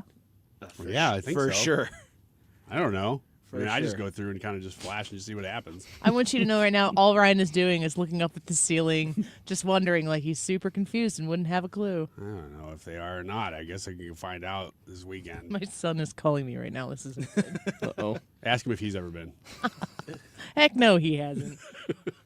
He wants to die. Okay. Well, Where's my phone? I don't know. I can tell you, as a person who Ubered Mardi Gras, it was awful. What do you mean you Ubered Mardi Gras? Because any was an location Uber that anybody driver during Mardi yeah, Gras. I drove it. So I thought you meant any- you were riding. I'm like, you're just riding around from Mardi Gras in an Yeah, Uber. just I was like, Ubering. what are you doing? Just Like, take me what? around. I want to see the sights. This is terrible. I hated it. I want to couldn't see even get the beats from the car. sights. Any location anybody would put in was so crowded that you couldn't get anywhere near it. And so to try to get near it, you get all up in crowds and you don't know where you're supposed to go. It was horrible. But if you don't drop them off at the spot, then you don't get the 5-star rating. Exactly. It's terrible. Plus they're drunk. Everybody, I was gonna say everybody's hammered. It doesn't make sense. There's vomit and other things running down the sidewalk. Other things. Vomit and other yeah, things it's running gross down the as you can think of. sidewalk. It's just gross. You got to get beat somehow, though. Vomit and No, bras you running actually down don't the sidewalk. have to. Well, if you're there, You could go to Dollar Tree. when in Rome, you know? They're a lot cheaper there. Yeah, but with the new ones with AI. The pot leaf ones. Saying that. You can't just say with AI at the end of a sentence and have it always. I'm going to start doing that. You know, with the Save Act, like with AI. It sounds But here's the smart. funny thing. Yeah, no one would question No, it. exactly. No I'm one would literally question it. questioning it. Yeah, but you're questioning because you know him. I mean, Where's my phone? with the way television ratings are calculated now and with AI. Stop it, Ethan. Come on. I was about to call you, help you find your phone, but it's fine. I know. Whatever. I was going to ring it. The St. Louis Rams run is officially over. But it's officially over now because their final player that played for them has retired. Rob Havenstein, one of the last remaining NFL players to play for the Rams, has retired after... The St. Louis Rams? Yes. Okay. After 11 seasons in the NFL. And he was an offensive tackle, was the Rams' longest tenured player, and served as one of the team captains, actually, for the last several seasons. He is the final player to have suited for the St. Louis Rams and remained continuously with the franchise through... its move to Los Angeles. He spent his rookie season in 2015, the Rams' final season in St. Louis, and he started 13 games that year, actually. Over the last decade, he became a cornerstone of that team, of the offensive line. You said he was still playing with the Rams, though? Yeah. So He is there stayed with the any other Rams. player that was on the Rams while they were here who's still in the NFL at all? So there are a couple still, I believe. Let's see. With Havenstein's retirement, it says only a small handful of former St. Louis Rams remain active in the NFL. So there are. Okay. Long snapper Jake McQuaid played for the Rams from 2011 to 2015. He's still in the league. Johnny Hecker, our punter, was the best punter in the league. And then Greg Zuerlein as well. Greg the Leg. Greg the Leg, yep, was one of the better kickers in the league as well. So, and then also Case Keenum was a quarterback for the Rams at one point. He hasn't played in a couple years. Actually, here's the thing. A lot of these guys haven't played in the last year or two, but they haven't officially announced their retirement from the NFL. So there's a good chance that Havenstein's the last one to play a game that played with the Rams. Except for that long snapper. Fun fact, I caught a long snapper once with no bait. Good one. Haha. Don't encourage him. Funny. Super funny. I didn't say it was funny. I said it was a fun fact. It wasn't very fun. Did you find your phone, Annie? I did. Good. Now glad I'm to hear texting that. with Charlie Dog. Okay. Do you want any more? Are we One done? more, and then we wrap. One more. Okay. Missouri lawmakers are considering a bill that could potentially reshape downtown St. Louis through major tax incentives aimed at turning vacant office buildings into new homes and businesses. About time.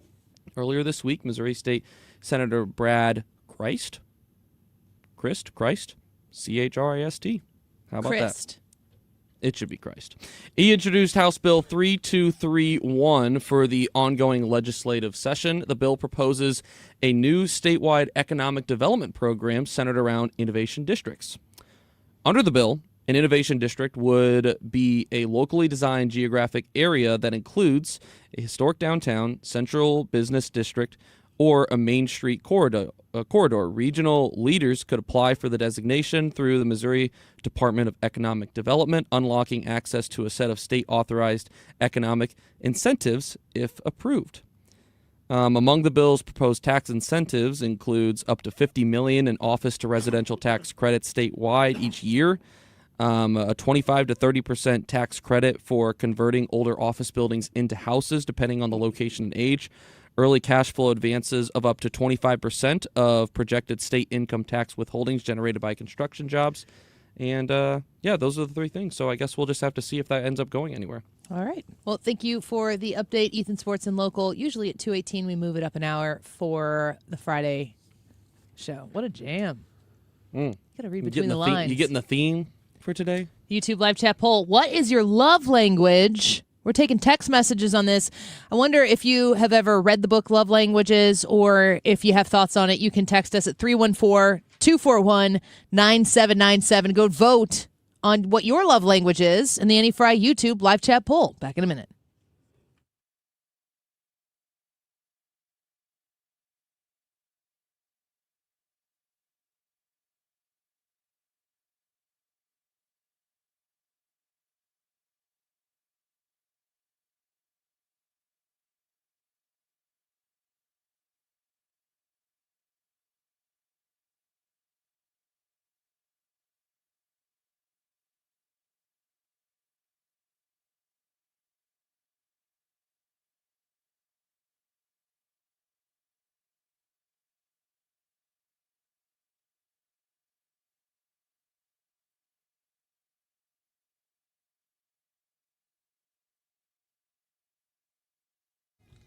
Do you want to know what a bagel loan is? Call Stewie, 314-324-4440.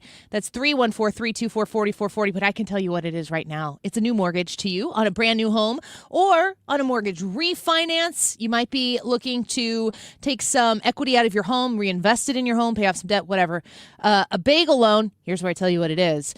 It's a new mortgage or mortgage refinance where you pay nothing in closing costs to get that mortgage done. And he can close in less than 2 weeks. He gets it done fast for you, and he gets it done the best for you. So you're going to qualify for whatever rate you're going to qualify for. He's going to be able to get you in a position to qualify for the lowest rate possible. But then you go through that mortgage, you get set up, you shave years off the length of your loan, or maybe you're just refinancing it and locking in a lower rate. Maybe you're taking that cash out. Regardless, if you're using the bagel loan, you're going to pay $0, no closing costs and fees, because Stewie is going to take care of it for you. You reach out to Stewie at 314-324-4440. Google the bagel loan, NMLS number 226715. I'm Dan Morgan of Morgan & Morgan. Last year, millions of people called us for representation. Why? Because trust grows when you win, and we've won a lot. Over $30 billion and counting. When you call America's largest injury law firm, you're calling a family. You're calling an army, our army. You're calling somebody who will fight for you. Injured? Let our family fight for your family. Morgan & Morgan, forthepeople.com. The choice of a lawyer is an important decision and should not be based solely upon advertisements. Past results afford no guarantee of future results. Every case is different and must be judged on its own merits. We depend on our roofs to keep us dry and protected year-round. That's why the roofing company you choose is so important. Mark Cox here for my friends at Correll Roofing Company. You can trust my friend Curtis Correll. And here's one thing he'll tell you right now, and it's his experience. A lot of roofing companies will try to install roofs when the temperature is below freezing. And here's what you need to know. Curtis has been praised by a lot of people in the industry because he will not install a roof on those cold days. He said that shingle manufacturers will deny warranty claims if that roof is installed on a sub 40 degree day. Did you know that? That's why honesty is important. If your insurance company has denied coverage for your roof, call Curtis at Correll Roofing. He loves working with insurance companies. He would be happy to get a second assessment from them. Call him at 314-222-9529. Tell him Mark Cox sent you. You can go online anytime at CorrellRoofingCo.com. At Gray Bar, we know your time is money. That's why our services go beyond parts and products. With kitting, pre-assembly, wire carts, and Gray Bar smart reels that keep you moving. We stage materials and manage logistics so you can spend less time sorting and more time installing. And with locations nationwide, we deliver when and where you need it, working to make your job easier every step of the way. Yep, Gray Bar does that. Today's YouTube live chat poll is asking you, what is your love language? Is it physical touch, words of affirmation, quality time, receiving gifts, or acts of service? I'm going to pull up a comment here on our YouTube from Jackie that says, acts of service for me. It means a lot when people sacrifice their time to do an act of service for Jackie. What is your love language? We're asking you, and of course you can leave a comment here. The day before Valentine's Day, we are celebrating big time with the poll today. It is 1:30. Will you wrap it up? No. In honor of you saying that, I am going to tell you about my thoughts about it. I did tell him he needed a filibuster while I orchestrated a ride home from school for my kid. Did you get one? Yeah, she's good. So we're good. You can wrap. 1:38. This time check is sponsored by Jerry Kelly Heating, Air Conditioning, Electrical, and Plumbing. It's time for a $98 furnace tune-up. 97.1 FM Talk, St. Louis Conservative.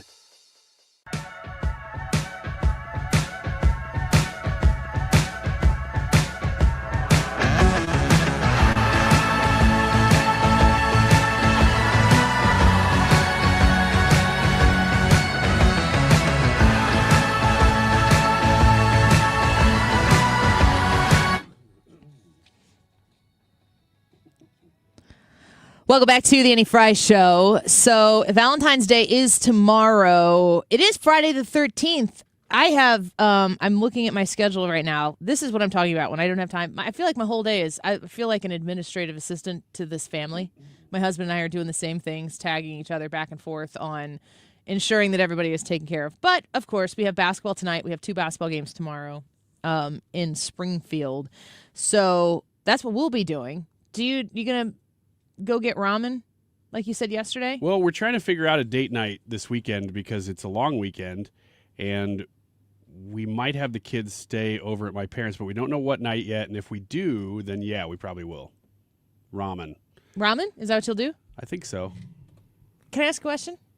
Yes. What is it? Just noodles? Is it just like noodles with Asian stuff in it? Like I've never been to a ramen restaurant. It kind of I've never had it is. other than. It's a very glorified version of American ramen, but there's all kinds of other things. It's a full soup dish, so it has ramen noodles, but it usually has egg and meat and whatever else you want to get with different. That does not sound good. With different broths, and it's very good. Where do you go? I think we're gonna go to Nudo. I've heard of them. But we just went to one last weekend. I can't remember the name of it though. You're super into this. Oh yeah, it's a whole thing. I've been looking for a legit like ramen place for a while. And There's more and more of them popping up that have ramen, but it's not their specialty. I don't know whether those are good or not though. I know the restaurants that serve it, they're really good. Are you guys going out to do anything, Brad? I'm sure we will. I just haven't planned it yet. I'm still trying to figure that out. But yeah, we're gonna go out and do something. Okay. It's hard to last minute plan a restaurant visit on Valentine's Day. Yeah, you can't really. You just can't do it. Do that. Terry and I usually don't go out on Valentine's Day. Well, that's the question. No, we'll go out like the day before, day after. Day before, day after, something like that. So the answer to the question is Oh, no. well then no. But we'll do something for Valentine's Day. Like hug and kiss. Yeah. Eat chocolates. Spend quality time together. I don't really have anywhere to take this conversation. What are you doing for Valentine's Day? I just said that I have basketball tonight and I have 2 basketball games tomorrow, and they're in Springfield, so that's what we're doing for Valentine's Day. Are you going to go out to eat in Springfield with your whole family for Valentine's Day? Probably not. We might get drive-through on the way home, though. Ooh, where? Captain D's? Litchfield? Check out if they have a Captain D's. I don't know that I've ever been to Captain D's in my lifetime. It's very good. I don't eat fish. I don't eat any seafood. You may not like it as much as I thought previously. Yeah. YouTube poll for today. What's your love language? Physical touch, words of affirmation, quality time receiving gifts, acts of service. Ryan, your love language is the one that you receive confirmation, affection, if someone is communicating to you in the way to get the message the quickest, in the fullest extent. I'm working backwards here, crossing these off. It's not acts of service. It's not receiving gifts. I do like quality time, but I think that it's probably words of affirmation. Physical touch is very close, though, because when you gave in the first hour the inverse of what happens to you when you don't receive these things, I realized that I really like it when my wife just sort of like pats me on the back or not holds my hand, but just does something physical. So that one made me realize, oh, actually, that one's pretty close to the top for me, but I think it is words of affirmation. The OprahDaily.com paragraph that I read earlier on, you said you were talking about the physical touch one. The absence of such can leave these individuals feeling isolated in a relationship. And then words of affirmation, conversely, if you're a words of affirmation person, what cuts the deepest is insults can be particularly upsetting to people who favor words of affirmation. So you were saying that kind of understanding the other side of these helps you pick which one you hear the best, the clearest. Yeah. And I'll hear criticism the easiest, which means it probably is words of affirmation. You just are most sensitive in both directions to that. Yep. Do you feel like you understand your wife's love language? In a way, the problem is what she would say she is not what I've interpreted that she actually is. Because I'm pretty sure she is receiving gifts. You think she's wrong as to what she... Well, I think she would say acts of service or quality time. But I really believe that when I give her an unexpected gift... Like flowers? Yes. Well, but even more than that, it's something else like... Diamonds. Yeah, like if I go out to Gold a bars. diamond mine in Arkansas and I just dig and I find something. You know what that is? An act of service and a gift. Exactly. Takes time. Takes physical touch of me touching the ground with the shovel. I think it's receiving gifts, though, because when I give her something outside of Christmas, because it's kind of expected for Christmas, but she does loves Christmas. And the leading up to it and the excitement of the gifts and everything. But when I surprise her with a gift, that is when she is the most excited and happy. And a lot of times that gift can be time or here, just go shopping or whatever. But she's very an increase excited. in her allowance? De facto. Yes. You ever tell her no? Yes. All the time. Because she's constantly asking for gifts. In fact, that's one of the things that she jokingly will say is she'll say like, oh, like this weekend, they had a 4-day weekend. They had like a Teachers Institute day today. So going into it, she's like, 4-day weekend, let's celebrate. Buy me presents. She said that? She'll say it all the time. And will you buy her presents? Sometimes. You going to buy her present this weekend? Probably. What are you going to get her? I'm not going to tell you because she might be listening because she's off school today. She doesn't listen. I'm going to get her a huge, extra strength, giant Sam's Club paper towels. Because then we won't have to buy them for a long time. That sounds like a gift for you. Might be. I don't know what she wants. So, but you're saying that you think that she would say that her love language is acts of service. Yes. Or quality time. Let me ask you a question. Follow-up question. You think that her love language is actually receiving gifts? Yes. And you give her gifts? Do you Yes. ever do acts of service to see how that lights her up? No. Okay. So I think we're getting somewhere. That sounds awful. I don't want to do that. You kidding? You're not kidding. She's like, my love language is acts of service. You know what it is, And though, you're like, actually? It's gifts. Extra strength paper towels. Look at how big that is. We're going to need to get a new closet for those. You know what I'm going to go do? I'm going to go get us a box of Milky Way ice cream bars, everybody. Is that your favorite? Kind of right now it is. But that why- it's is that why you're getting everybody's. them? That's what I'm going to get everybody tonight for Valentines Day. Right now, Ryan is looking at me like, I know you think I'm this cool and you're surprised. You've got your one side of your mouth up. Nope, now you've lost it.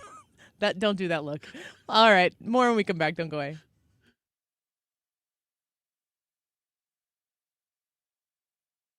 I get to attend President Trump's State of the Union address, and I'm taking you with me. We'll have real-time reaction and the Mark Cox Morning Show live from the Fox News D.C. Bureau, February 24th and 25th, sponsored by Corel Roofing and Golden Oak Lending. We all have different ideas of the perfect retirement, but they all depend on the same thing, not running out of money.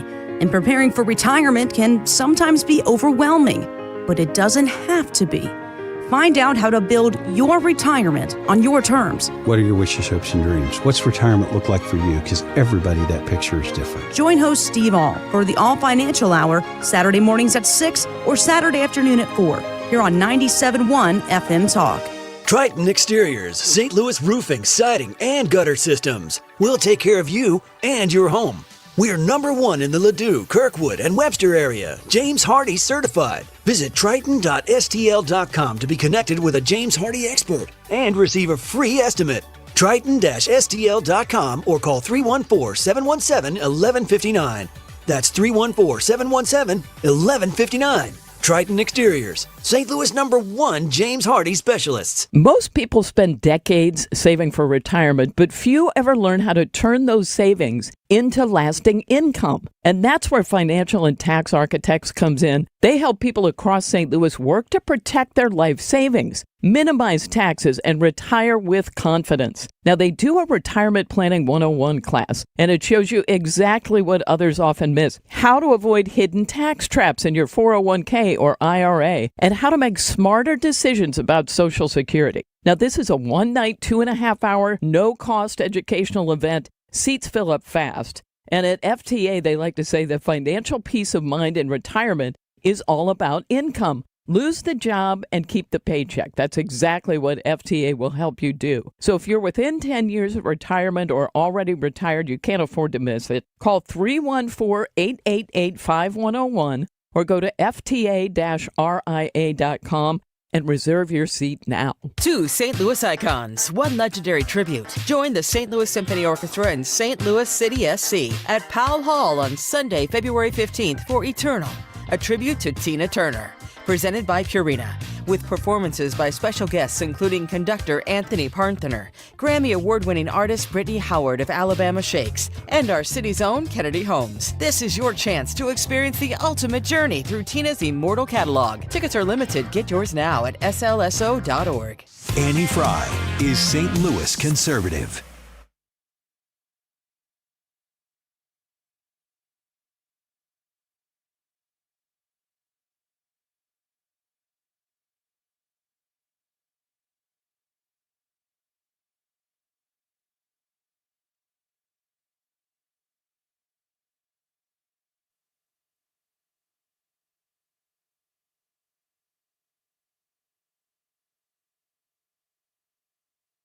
Hi, as a committed Democrat, I want the same changes that every other Democrat wants to make on ICE.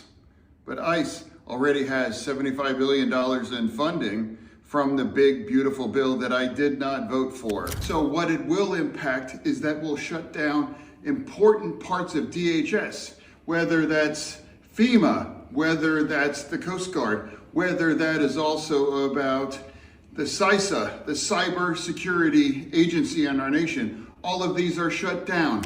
We want to find a way forward to produce those changes, but shutting the government down is the wrong way. So you got John Fetterman, senator from Pennsylvania. Yeah, the guy who won after having a stroke and worked his way back into the campaign and beat Dr. Oz. What's his cabinet? What's his position right now? I don't even remember what his official. Is he assistant secretary of HHS or? I don't know. I think he works under Bobby Kennedy. The National Health Institute of Health and. Let's Google it. NIH. NIH. So here's more from Fetterman. I mean, he's been one of the most common sense, straight to the point people right now in the Senate on either side because he just kind of seems like his own person. I met with Secretary Noem, and I've always treated her with respect. I met with her in my office, and I refuse and I never will engage on the kinds of sexist kinds of terms like Ice Barbie from a lot of the left media will use those kind of things.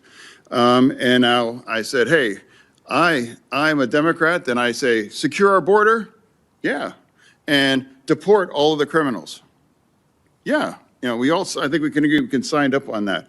And then my friend Katie Britt came to me and said, we want to bring the Lakin-Riley bill there. And I'm like, yeah, I was going to be the Democrat to bring that there. And now we the co-sponsor as the Democrat.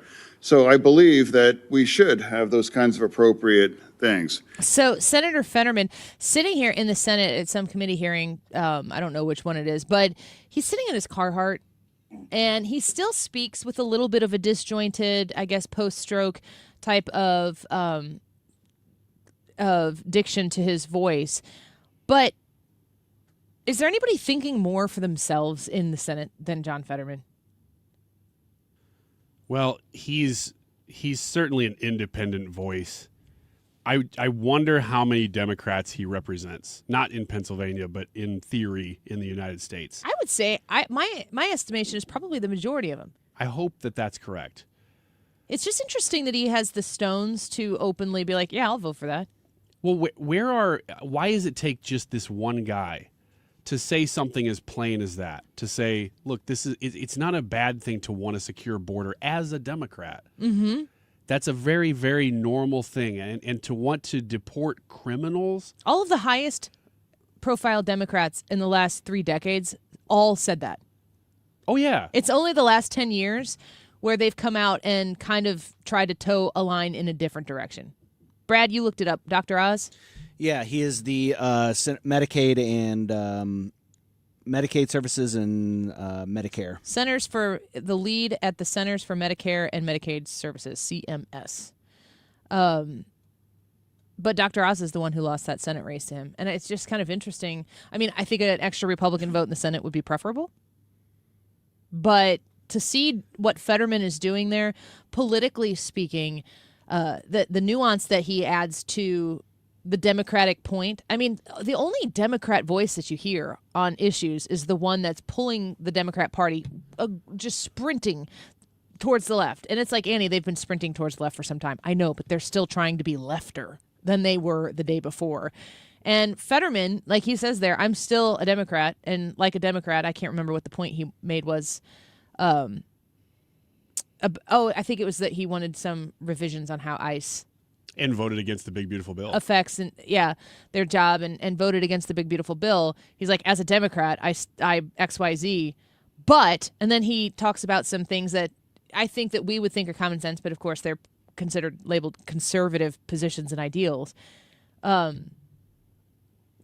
I always think, okay, it used to be Joe Manchin. Ask any Republican who's your favorite Democrat in D.C., and it was always going to be Joe Manchin. Some people started to come around to cinema, but you like them because they make the Democrats look bad. You don't like them because they're a Democrat. And I don't know if the Collins and the Murkowskis, I don't know that Rand Paul is in that same category as Maybe the Collins. I don't know. He ran the Senate with such an iron fist when he was the majority leader and an effective majority leader. I think I do believe that McConnell potentially saved the country by not giving Barack Obama that Supreme Court pick with Merrick Garland. That was if you look up shrewd in the dictionary, there's Mitch McConnell staring into your soul, not allowing Merrick Garland to come to a vote in the Senate. And that still bothers Democrats quite a lot, which I understand why it bothers them, but he had the right to do what he did, which is why he did it. I just think it's refreshing to see somebody on the other side who he could come on the show. We could have a discussion about policy. We would disagree on certain parts of policy, but we'd also potentially agree on certain things. It's nice to know that that's even in the realm of possibility. I just wonder how many Democrats would refer to themselves as, a Fetterman-style centrist Fetterman Democrat, because you just don't hear that a lot. And the people running the party and making any sort of moves in the party are all far left. I don't know. Would Fetterman, has he ever referred to himself as a centrist? I don't. I feel like he claims firmly that he's a Democrat, but he just views being a Democrat different than the Alexandria Ocasio-Cortez of the world, who my understanding is like she's in Munich or something giving a speech on American something or other. Why is she overseas giving speeches? I don't know. She wants to run for president. That's what we hear. I saw a picture of a Kamala Harris Ocasio-Cortez ticket. Go for it. Yeah, let's run that. Go for it. You want to talk my love language? We'll be right back. Don't go away.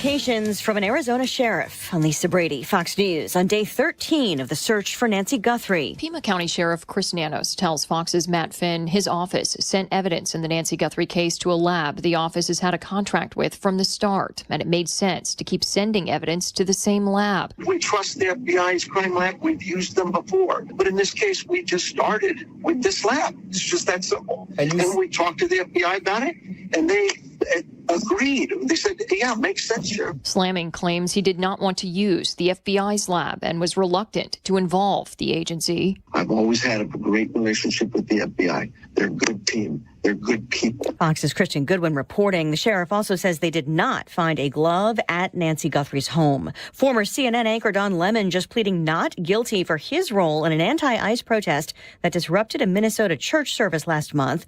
Lemon says he was there as a journalist. Prosecutors say he was more involved. 4 of the others facing federal charges also being arraigned today, pleading not guilty. The Department of Homeland Security faces a funding shutdown late tonight over immigration enforcement. Democrats want ICE and Border Patrol reined in, demanding additional oversight of enforcement operations. President Trump telling reporters. We've taken out hundreds of thousands of criminals out of our country.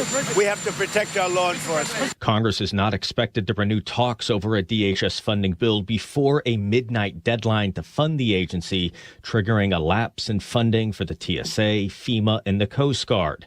ICE and Customs and Border Protection are least impacted thanks to billions of dollars in funding received through the One Big Beautiful Bill last year. Fox's Jared Halpern. A Pennsylvania jury just finding Johnson & Johnson liable for a woman's fatal ovarian cancer. One of many talc-related lawsuits. The company still insists its products are safe. America is listening to Fox News.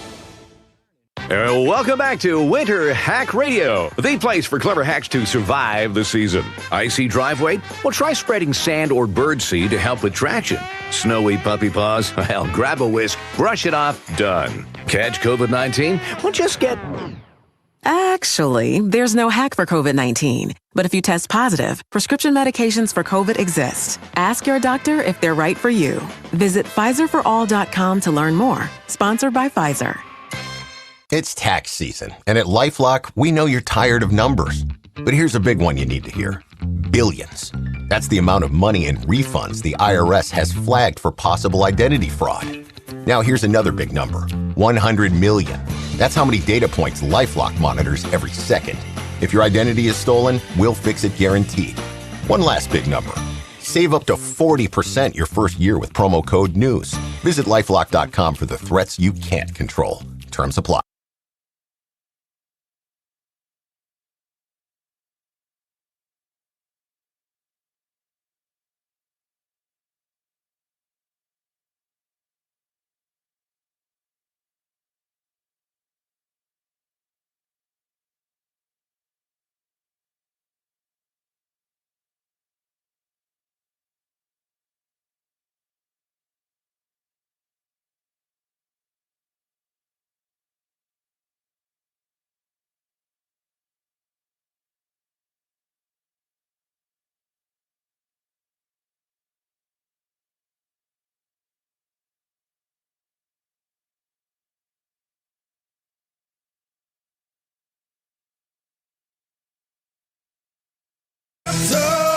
That's right.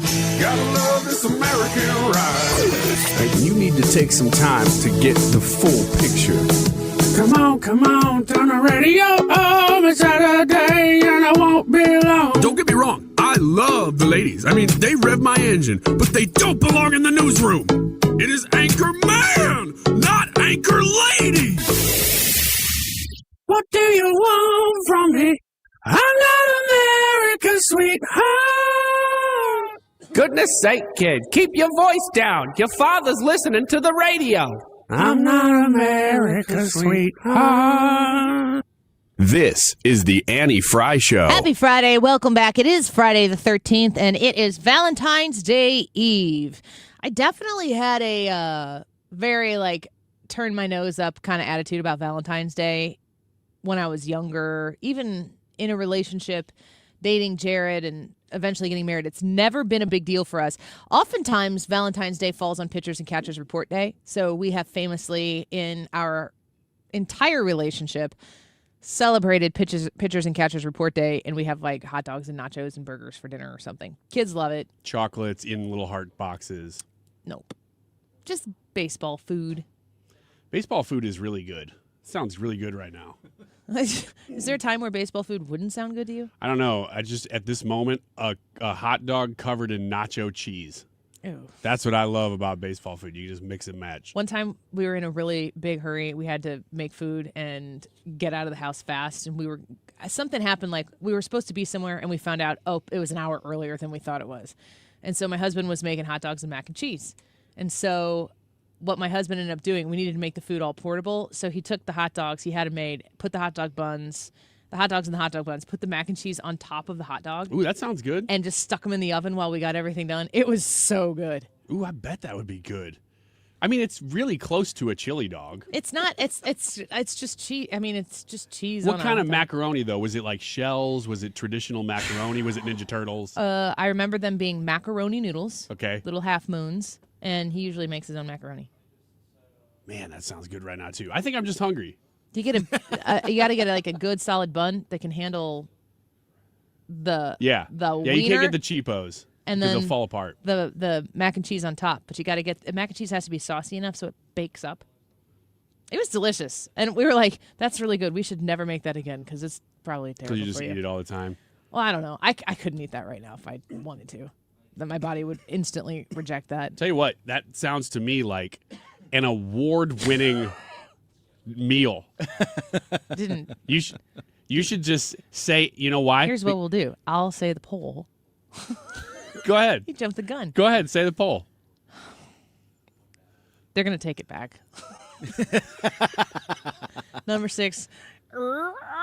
Scratch that out. Yeah, you should not. Number 21. This falling should off not the be list. submitted for anything. YouTube live chat poll. Oh, okay. What's your love language? Words of affirmation. That is not mine. I will tell you that right now. Words of affirmation. You really don't? You don't care? Don't need it, don't want it. Makes me uncomfortable. Duly noted. Which is why you do what you do. And it works. You're mean to me. Yeah, but you're mean to me, and I do need it. Who? Chicken and the egg? Maybe. Who was mean first? You. I let you on my show. That was not your. That was not my Steve's choice. decision. That was not Steve's decision. It was forced on me. I didn't quit. I haven't quit either. Maybe. So we're both just stubborn. Maybe that's how we keep winning these things. You know just what? Don't go away. You know what? I think it is. The people have no idea what we're talking about. No. So there is an award that is done for, it's kind of like an industry award. So this isn't People's Choice. This is more like the industry itself votes on the industry. It's an executive panel that consists of, I'm reading from the award here, 40 program directors and corporate executives from radio's top broadcasting companies, including all the big names it goes through there, every radio company you can imagine.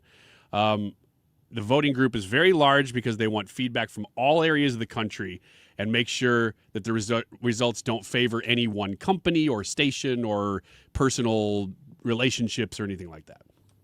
You keep trying to stack it, don't you? Well, I think this sounds great. Ryan's when I heard it, I was like, oh, in there okay. with a mustache on top of his mustache. And then I'm going to vote for the anniversary here. What's your name? Ryan Shire? Ryan, not any show guy. They're like, wow, that guy's legit. He's got 2 mustaches. You're like Special Babe. Anyway. That guy's got mustaches all over his face. Yes, it gives me credence. He looks totally legit. Let's go with what he thinks. So the criteria for the voters included the ear test, originality, multi-platform impact, ratings success, clearance for national shows, and industry buzz. Now, keep in mind, all the voters That's live where Ryan comes in different cities. I'm totally buzzed right now.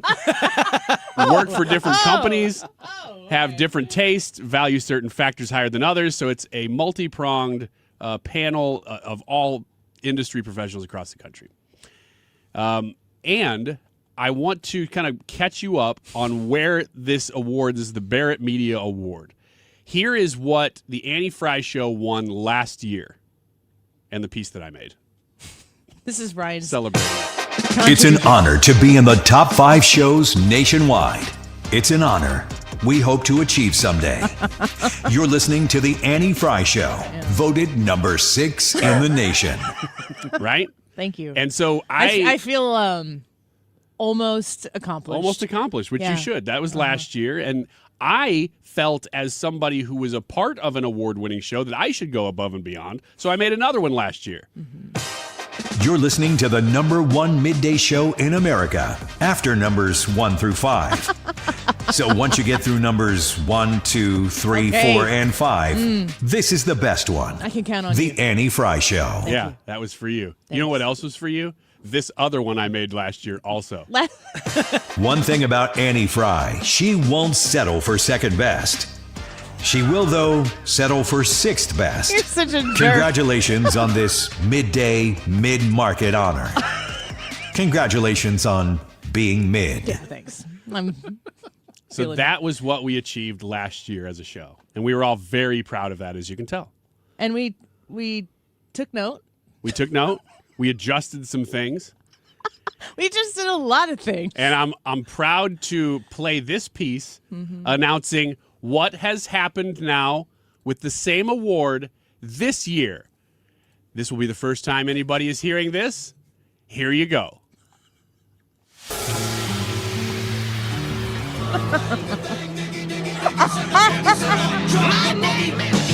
2026.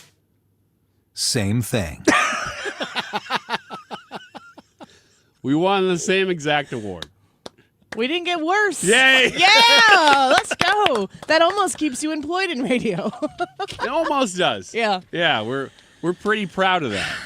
We want to try to stay right there. Yeah. It's always about managing expectations. Exactly. Consider them managed. You get 1 bell for that award-winning comment. I should get 6. Everything you say is an award-winning comment. How do you feel about that, Annie? I'm speechless. Oh, man, that's unfortunate. We just dropped a 7th. On a radio show.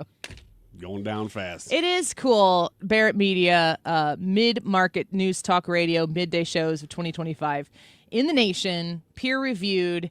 We are number 6. Again, you know what happens if we get 6 next year? Yeah, that's going to be a little weird. The sign of the devil. That's... I'm going to have to put in a word with Mr. Barrett and be like, you can move We us up, cannot. move us back. I don't really care. Let's just go one way or the other with it. We are not the 666 Mafia. You know what, though? At this moment, I'm realizing something. I don't like your tone. I found something, and this was probably a month ago. I was digging through some old files, and I found something. You are And I taking said- liberties right now. I am taking liberties. You've taken over. I am. And I said, Annie, oh, man, I found this really funny thing that I think we only played on the show one time. And you're like, oh, okay, maybe we can bring it back up. And we just forgot about it until maybe this we moment. didn't. Maybe we didn't forget about it Until this moment. I did an Annie Fry hit piece. Now, I've done a couple of these throughout our show's history. Yeah. But this one I clicked on thinking, oh, that's a funny That's thing. what And his therapist told him to do. I realized, oh, man, that one was really good. And I don't think that we played it more than one time. So submitted for your approval. Oh, on the air publicly? Brad. Oh.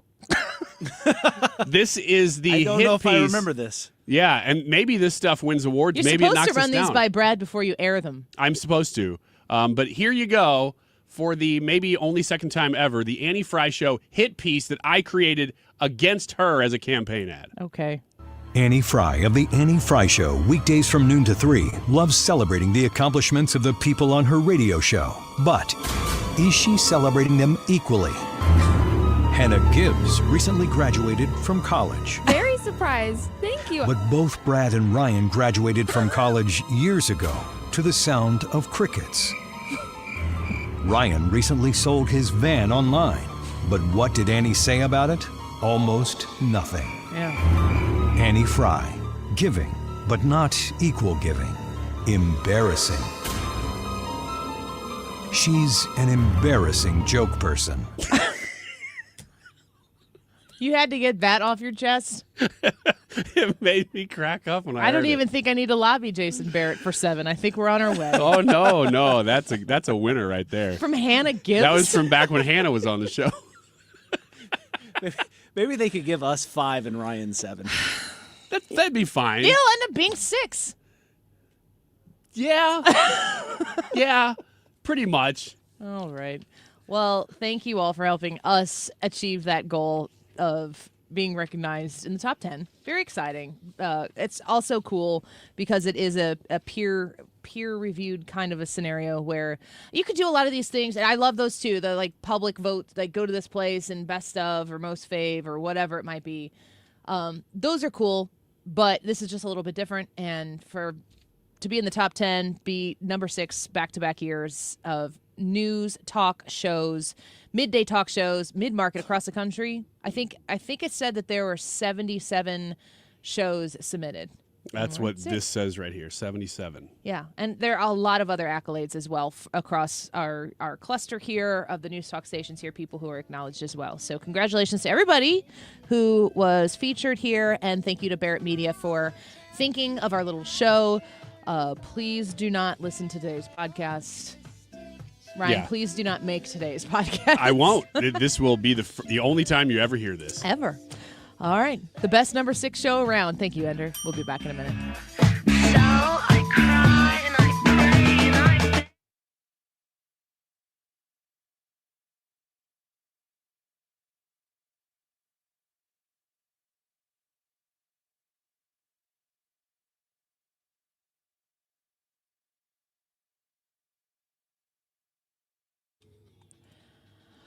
HomeshieldFoundationRepairs.com, 314-271-9900. That's 314-271-9900. All sorts of foundation repair concerns, they can be funneled the way of Matt Hayes at Home Shield because he's got the experience, decades of experience, fixing problems exactly like the one that you're dealing with right now. So when you call him at that number at 314-271-9900, he's going to show up, and chances are he's seen something similar to just like what you're dealing with. But of course, in your home, it's your problem and not everybody else's home. So you're going to get a personalized solution that he can provide you. You can trust him. He's a great guy. He's got a great family, and this great family-owned company here right out of the roots of St. Louis is ready to take on your foundation repair concerns. Call Matt Hayes at Home Shield Foundation Repair at 314-271-9900. That's 314-271-9900. You can reach Matt Hayes online as well at HomeshieldFoundationRepairs.com. Hi, it's Mark Cox inviting you to join me September 30th as we discover the charm of Switzerland, Austria, and Germany with Colette Travel. Spend 4 nights in Bern and then 4 nights at the foot of the Alps in Innsbruck. From the cobblestone streets to the postcard-worthy mountain landscapes of the amazing Alps, we're going to explore the Swiss capital of Bern and lovely Lucerne, the Swiss paradise on the lake. We'll travel the Austrian countryside to Salzburg with a visit to Mozart's birthplace, and then Mirabelle Gardens featured in The Sound of Music. This and so much more. Colette handles all the details. The flights, the meals, the hotels, the local experiences. All you have to do is have the time of your life. Don't miss this trip. Meet me and the folks from Colette to learn more at the Lodge at De Pere, Tuesday, February 24th at 2 p.m. Call Colette at 800-581-8942 or go to 971talk.com/events for details. Hey, it's Mark Reardon. I'm with Stewie from Stewart's American Mortgage, and if you're thinking about refinancing, he has some great advice. Mark, this is a great time to refinance. If you financed over the last 3 years, you're probably paying a higher rate. Take advantage now. Refinance with the Bagel Loan. No closing costs, no title fees, no lender fees, nothing. Bagel looks like a zero, easy to remember. For those of you folks that are waiting on the sideline saying, hey, maybe the rates will go down more, I'm going to wait. Take advantage now. A bird in the hand's better than 2 in the bush. Refinance, get the cash out you need, get a lower rate, maybe even go from a 30 to a 20 year and keep that payment the same. All with the Bagel Loan. And this is a quick process, right? We close in 10 days. We send a notary out to your house to close so you don't have to take off any time from work. It's easy. It's simple. Bing, bang, boom. Your home is the biggest investment you're going to make in your life. Deal with somebody local, somebody who has a reputation, somebody who has accountability. I'm here in town. You can call me or text me after hours, weekends, whenever it's convenient for you. Call or text Stewie at 314-324-4440 or Google the Bagel Loan. NMLS number 226715. Start the new year off on a healthier note by taking taking active liver supplements from New Nordic every day. Available online at Amazon or newnordicusa.com or at your local CVS, ShopRite, Meijer Grocery, or Wegmans. The Annie Fry Show is St. Louis conservative.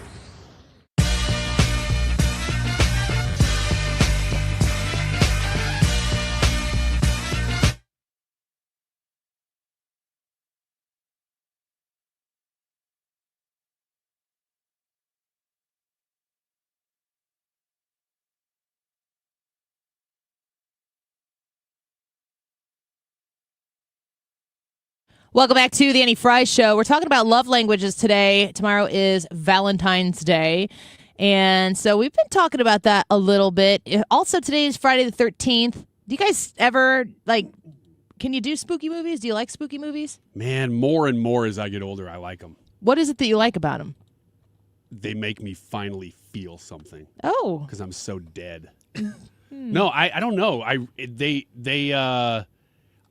You've watched so many bad movies that even a bad scary movie actually can get you to react to it, and I think that's why. What's scary? What's scary? What's scary do you like? I mean, the scariest stuff is the spiritual scary stuff, but that's hard to watch. I don't watch it. The really paranormal scary stuff. I like a good, more like chase scary. Psychological thriller. I like those too, but the ones where there's constantly a pursuit happening that keeps you kind of your adrenaline going. It's almost like action scary. I like those a lot. That's like my dreams. But I'm just trying to get from one side of the room to the other, and I just have filing cabinets falling in the way all the time. Man, it's crazy. I forgot. I had a nightmare last night, and I haven't had one in ages. Filing cabinets? Yes. I had to do. Yes. I had to make everything He was going to correct me, and then he's like, no, I'm gonna I go can with run that. with this. This is good material. Yeah, Yes. yeah, I did. It was file cabinet. In your face. When you wait. When your nightmares are file cabinets, are you like running from them? Are they chasing you? What is about file cabinet? There's just so much work to do. That's There's so it? much work to do. I'm up every night for like 2 hours doing stuff for this show. So I go to I am up doing that, and then I go to bed at like 1 or between 1 and 2 in the morning, and I've just done all of this stuff. So then when I go to bed, it's not restful. I'm not going into bed in a restful, bull crap. People are like, don't plug your phone in your bedroom. Mm-hmm. Have it low lit. Keep it cool and quiet. And I'm like, I've got 3 children in my bed. File cabinets in your bed. No, but they're around them. And I'm got my computer over here if I bring it upstairs, but I'm trying not to do that. Are you sleeping in an office complex? I'm not sleeping. That's the problem. Yeah, it's difficult. It is what it's the gig, it's the job, so I got to do what I got to do. But Man, my nightmare last night, I walked down into my basement, and there was this statue of a chef's head. And I'm like, whoa, that's creepy. I don't remember that being there. And then it started to look at me, and it started to come alive. And I'm like, I'm getting out of this basement right now. That chef statue's coming alive. And then it grew arms, and it had knives, but only arms. Arms came out of its head. in a movie, And it chased me up the stairs, and I went, ah! And I woke up. in a scary movie, where the 4 of us have to go to some retreat, and it's a thriller, and there's a slasher.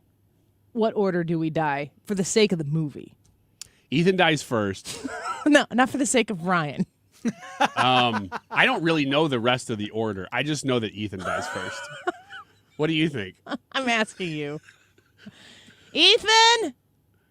Brad, who dies first if we're in a thriller? Oh, I think it's me.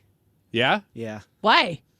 Well, one, I think that it's just the perception of me as a person. Like, I don't know that I add that much entertainment to the movie, but I would add some sort of safety. What about practicality? He's the practical one. Exactly, which would make me the first one to go to put you guys in a hard spot for entertainment purposes. Because we'd be screwed. Mm-hmm. What about the unlikely practicality, the unlikely hero? Ethan enters the chat. Boring. Yeah. No. I said if our show cast was in a scary movie, in order for the sake of the plot, what order do we die or eventually not die? Maybe we all live. Funny guy always dies first. So who's that? No, he dies by half. Oh, Ryan's Ryan, that's a gone. compliment, Ryan's man. gone first. You feel good about that? He's the class clown. He's gonna die very early. Brad says that he would die first because he's practical and we would be cooked without him. Brad's gonna die relatively quickly, also, but he's not gonna die as quick as Ryan. Ryan's gone first. It's you and me, and then Brad. Annie and the Ginger. That's the name of the movie. Whoa. Okay. And then you're gonna die because I'm gonna kill you off. It's a short movie. Ethan's the bad guy. Yeah, this is not a feature Yeah, length. there you go. It's a short film. It's a short film. You knew at the beginning the Ginger was going to be the guy. Yeah, that Yeah, he guy's doesn't killing have a everybody. soul. He Yeah, just collects them. yeah. It's secretly gonna be me because Wait. I'm salty. Everyone calls me Ginger. At the end of the movie, Movie is called Salty is Ginger. it possible I die early, but then I come back at the end because I was either the killer or I'm a spirit? At the very end, and you do this little dance. You go. "Rat-ta-ta-ta-ta, rat-ta-ta." And everybody has fun. Yeah, because he's the funny guy.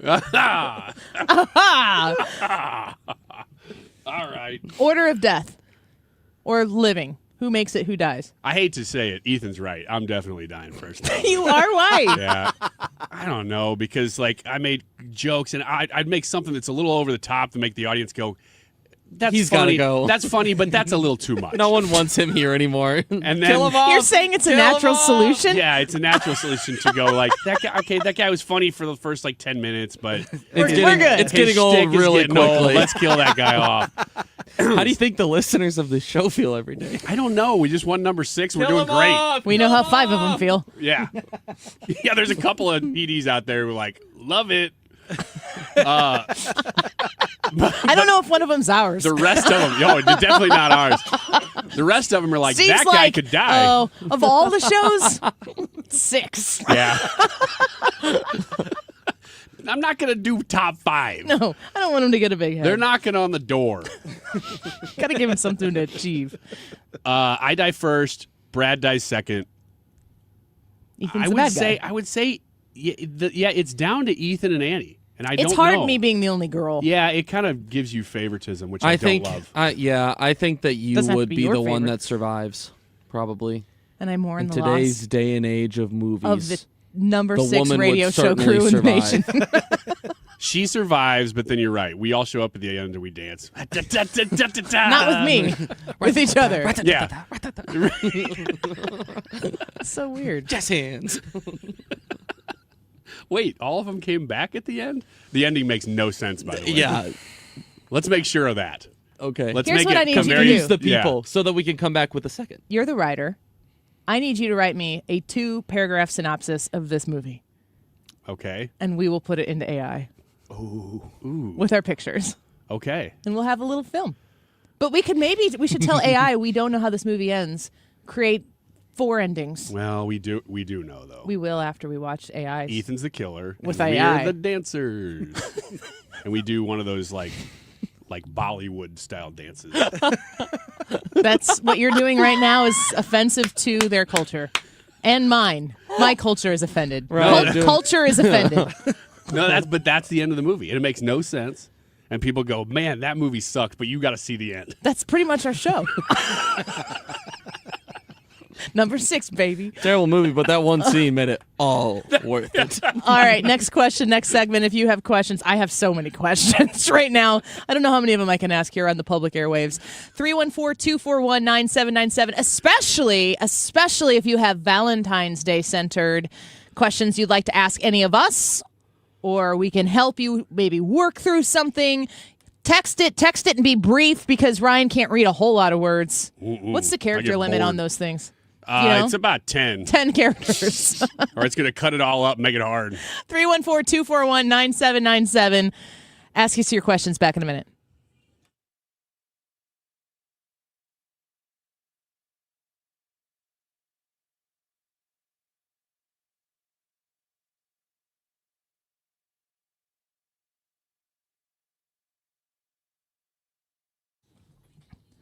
All right, the Lutheran Elementary School Association. I want you to consider a Lutheran education for your kiddo, for your grandkids, and also know that right now, if you have considered this in the past, that there are a lot of open houses that are taking place. There are a lot of enrollment taking place.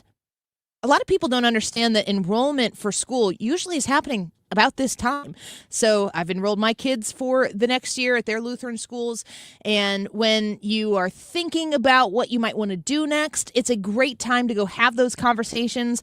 Really incredibly look at the affordability of the Lutheran schools in the area, because it's going to be much more accessible than you think. Plus, due to scholarships like you guys have helped me build here on the Annie Fry Show and many other avenues with which the Lutheran Elementary School Association raised funds, they help it become more affordable for you. So if you're looking for a Lutheran elementary school, there are 34 in the bi-state region. If you're looking for a Lutheran high school, there are 4 in the area plus 1 that is about to open this fall. Get to lisastl.org/Annie and discover what you have access to and start making some phone calls. Go to some open houses and see what you can do for your family. lisastl.org/Annie. I'm Mark Solinger, producer and one of the hosts of the Moth podcast. For nearly 2 decades, The Moth has brought live storytelling to stages around the world and to millions of listeners. These are real people telling true stories from their lives. Stories about a lost family recipe, about working to free a wrongfully convicted man, about realizing you need to leave your May-December romance. Stories that will move you, surprise you, make you laugh. Stories you can't forget. Join us. Follow and listen to The Moth wherever you get your podcasts. When it comes to planning your retirement, there's a lot to think about. Portfolio management, tax planning, and retirement income just to get started. Steve All and his team at the All Financial Group focus on those things and more. Their goal is to help you achieve your goals. Call 636-230-8824 or online, yourmoneymattersstl.com. Investment advisory products and services made available through Impact Partnership Wealth, LLC, IBW, a registered investment advisor. Insurance and annuities offered through Steve All, NPN number 153-07419. The ACA Marketplace has announced significant increases on their monthly premiums for 2026, with deductibles over $10,000. You can enroll with Greg Hammond's Freedom of Choice plans now. You don't have to wait. One of their plans lets you use any doctor, has 0 outpatient deductibles, and it's 30 to 60% lower costs than most Obamacare plans. Other options are full coverage PPOs with national networks, copays, and 100% annual preventative care. Also, there's no income disclosure required, so no potential tax penalties. If you pay for your own health insurance, you're uninsured, you're on COBRA, or your employer coverage is just too expensive, call Greg and they'll provide all available options. Call 314-794-7784. That's 314-794-7784. Or go to greghammonds.com. That's greghammonds.com. He can custom design a plan managed and chosen by you, not the government. Are you tired of feeling sick and tired? I'm Dr. Nick Barnes of Health from Within Family Chiropractic. Our simple 5-step approach aligns your health naturally. We correct spinal abnormalities to maximize nerve supply, focus on pure and simple nutrition, exercise and oxygen, mindset, and minimizing toxins in your body. Transform your health today with Health from Within, conveniently located on Manchester in Rock Hill or online at healthfromwithinstl.com. The YouTube live chat poll is asking what your love language is. Is it physical touch? Is it words of affirmation, quality time, receiving gifts, or acts of service? A lot of people chiming in. We want to know what your love language is, or which one you think your spouse is, and are you good at it? Leave a comment. We're monitoring those. You got about 20 minutes before the end of the show, and we'll give you the results. It is the YouTube live chat poll. It is 2:33. This time check is sponsored by Jerry Kelly Heating, Air Conditioning, Electrical, and Plumbing. It's time for a $98 furnace tune-up. From Troy, Missouri to Troy, Illinois. 97.1 FM Talk, St. Louis Conservative. Next question. It's a legitimate question. Next question. Next question, please. Next question on the Annie Fry Show. All right, Ryan, this is where we do our Ask Us Anything. You get the floor. All right, we were talking about this a little bit, probably off air this week, but my question for everyone in the room is, which artist or band have you seen the most? Mine is John Mayer. I have seen him, I feel like it's almost 10 times. I have traveled to see him. That is a lot. Yeah, and it's incredible. I've never seen him as Dead and Company, his Grateful Dead thing, which initially when he started doing the Grateful Dead thing, people were super skeptical, but now he's super loved by the Deadheads. It's my understanding. But that's not my thing. The last time he was in St. Louis, he did one song that was a Grateful Dead song, and I was like, cool because it's great guitar, but it was long and psychedelic, and I was like, okay, sing Gravity, please. But definitely, I've been to Kentucky, the Bourbon Festival to see him there. I went to Champaign, Illinois to see him many times I don't think I've missed a concert with him at, what's it called now? Riverport. Whatever that's called. Hollywood Casino. Hollywood Casino, yeah. I really thought it would have, when I was thinking about this, been a Christian artist from when I worked in Christian music radio for 7 years. But I still think that I've seen Foo Fighters more. I think I've seen Foo Fighters 3 times and Supergrass 3 times. And each show very different because they were at different points in their career. I saw Foo Fighters twice before their second album had come out. So very, very early at the American Theater here in St. Louis. And then once they were huge about 10 years ago at Enterprise Center. What about you, Brad? I'm not much of a concert person, but if I had to say the band that I've seen the most, it's Third Day, and they're a Christian band. With the youth group, I do a lot of Christian concerts and that sort of thing, but Third Day for me is just, they hold a special spot in my heart. They take me back to my early days whenever I first became a Christian and stuff like that, and they just do a really good show, and I always enjoy it when I've seen them in big stages. I've seen them at the Fox, and I've seen them at a small church, and they're great no matter wherever I see them. Next question, Brad, you got one? Yeah, on the lines of the bands, what is a band that you have recently rediscovered? A band I have recently rediscovered, Toto. No, I'm serious. Where'd you find them? They were hanging out Canada at Pops. No, I rediscovered Toto because I went. So I thought, man, they've got at least 3 really good songs that I know: "Hold the Line," "Africa," and "Roxanne." Or is it Roxana? No, it's Roxanne. And so I thought, well, I'm going to get their greatest hits CD and see what else they have, because those 3 songs are awesome. And they have those 3 songs. Their greatest hits was not impressive. And somebody's probably going to disagree with me, but man, I was disappointed. But I have been listening to those 3 songs a lot anyway. I don't know that I can say that I've rediscovered a band. I'm trying to think. I don't listen to any specific music that intentionally. I don't know. I like music like everybody does, but I'm not like, I don't know that I've left something and rediscovered it. Yeah, for me, it's The Offspring. It's crazy. So I whenever I go to the gym, I have earbuds in, and I'll put it on Apple Music and just kind of whatever gets fed. And an Offspring song came up, and then another one came up, and I'm like, man. And so I just searched Offspring and just let their whole whatever play. And there are a ton of songs that they play that I really, really like. That style, that genre, fast guitar, big drums, kind of I don't know how you would describe the vocals, just wailing vocals. It's great. It's great for the gym. That band in particular makes me laugh because I had a friend in high school, or had to be high school because it was about 1996, who was a little older than us, I guess was 18, and got the minute Self-Esteem came out by Offspring, got a huge Offspring tattoo on his leg. And, how long does that stay cool? Not very long. Yeah. And it is, I think, still there today. I mean, for me, the last time that I really listened to him before this recent surge was back in high school when Americana came out and Pretty Fly for a White Guy. My question is, are you romantic? That was the original poll question for today. I can be, but I think it's funny while I'm doing it, so it's tough. Are you the only one who thinks it's funny? Yeah. That's you tough. get one of those little pencil mustaches from the 20s, and you're like, hello there, or whatever, it's like, that's romance to me. And it's the only kind of romance. And you got to have flowers and wine and a nice white suit. What does your wife think is romantic? This is kind of the same question as what's her love language, but how do you romance? I mean, Mrs. she Wiggins? just likes classy stuff. She likes going out to eat at a classy restaurant or having drinks somewhere. Do you like that? That costs money. I do like that. When we do it, I'm like, man, this is the best. But you can only do it so often because it usually costs a lot of money. Mm-hmm. I'll tell you what. Her love language is spending some money. She's off school today.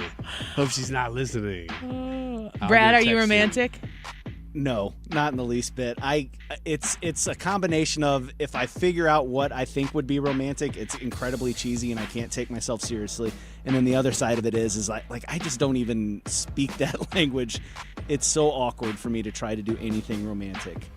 So I would say no, I'm not romantic in the least.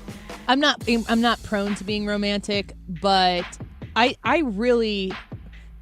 I've asked you guys the question, like, what YouTube algorithm are you in? One of them that I am in right now is people who are kind of at our stage of life, specifically in marriage. And there's this whole mentality behind, a lot of times it's like, continue to date your spouse. And the emphasis being on you're married to, like, the union of flesh between a man and a woman in a marriage is different than the relationship than you have with your children, and you have to continue to foster the relationship with your spouse. And it will seem at times that it's coming at the expense of your time with your children, but that is also, it's not just good for you and your spouse, but it's also very good for your children to see their parents going, go away, kids. Mom and dad are going to go have a nice, expensive dinner. Oh, but what are we eating? Find the mac and cheese box in the pantry. Fish you can sticks. have that. Ew. I think that's, honestly, I think the reason I don't eat fish is because of fish sticks in, 1992. Really? Yeah. I think that's the only fish I've ever eaten. So you'd say fish sticks are not part of your love language? No. You like a nice baked cod. Fish is part of my husband's love language. He loves to fish. We used to fish all the time together when we were dating. But as far as me being romantic, it's not my default, but I'm actually shocked for people who are coming to the Annie Fry YouTube channel to vote on what your love language is. I'm telling you right now that physical touch is not winning. No kidding. The options are Come on, guys. You said that words of affirmation was yours. I did say that. Physical touch. And I take it back. Words of affirmation, quality time, receiving gifts, acts of service. Those are the options. But I am discovering, especially as I think about my children getting older and, not needing my every ounce of attention, that my actual marriage does need every ounce of my attention.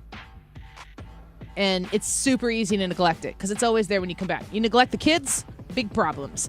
You neglect the marriage, totally fine, totally fine, totally fine, disaster.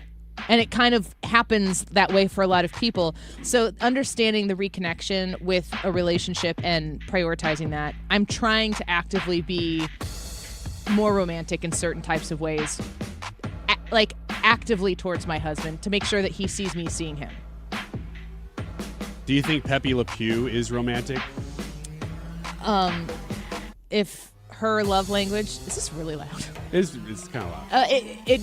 If her love language is for that, that's what they think the interesting thing about love languages is that I don't think there's right and wrong answers. You can't tell people how to express love. What you do have to do is figure out how people speak it and be willing to hear it when it's spoken to you, and also be willing to say, I really feel the most love when you express it in this particular way, and make sure that person knows that so that if they love you, they're going to try to do that. But for me, being romantic, whatever that means, it has to be an active thing for me, not my default, because I'm like a color-coded spreadsheet person. That's the opposite of romantic, I think, probably. I have to apologize to 10 people who are all texting in telling me that the Toto song is not Roxanne. That's the police. I know. Here's the deal. You can text us about the YouTube poll any day at 314-241-9797, or you could just text the show to correct Brian. Yes, you can. And I'm seeing it right now. Yes, I understand. It's Rosanna. I was wrong. I'm sorry. I was thinking of the town Roxanne. You were thinking of Roxana? Yes, because we're looking at property there. We'll do a little more next question and answer. Get your answers to the YouTube live chat poll today. What is your love language? Physical touch, words of affirmation, quality time, receiving gifts, acts of service. Come vote. Results when we come back. Don't go away.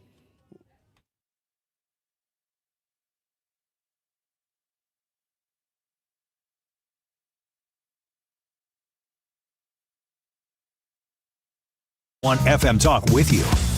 The voices you trust, Mark Cox, Annie Fry, Mark Reardon, Scott Jennings, and more are just a tap away with the Odyssey app. Stream 97.1 FM Talk, St. Louis Conservative. February is the month of love, and this year it's time to fall in love with your home again.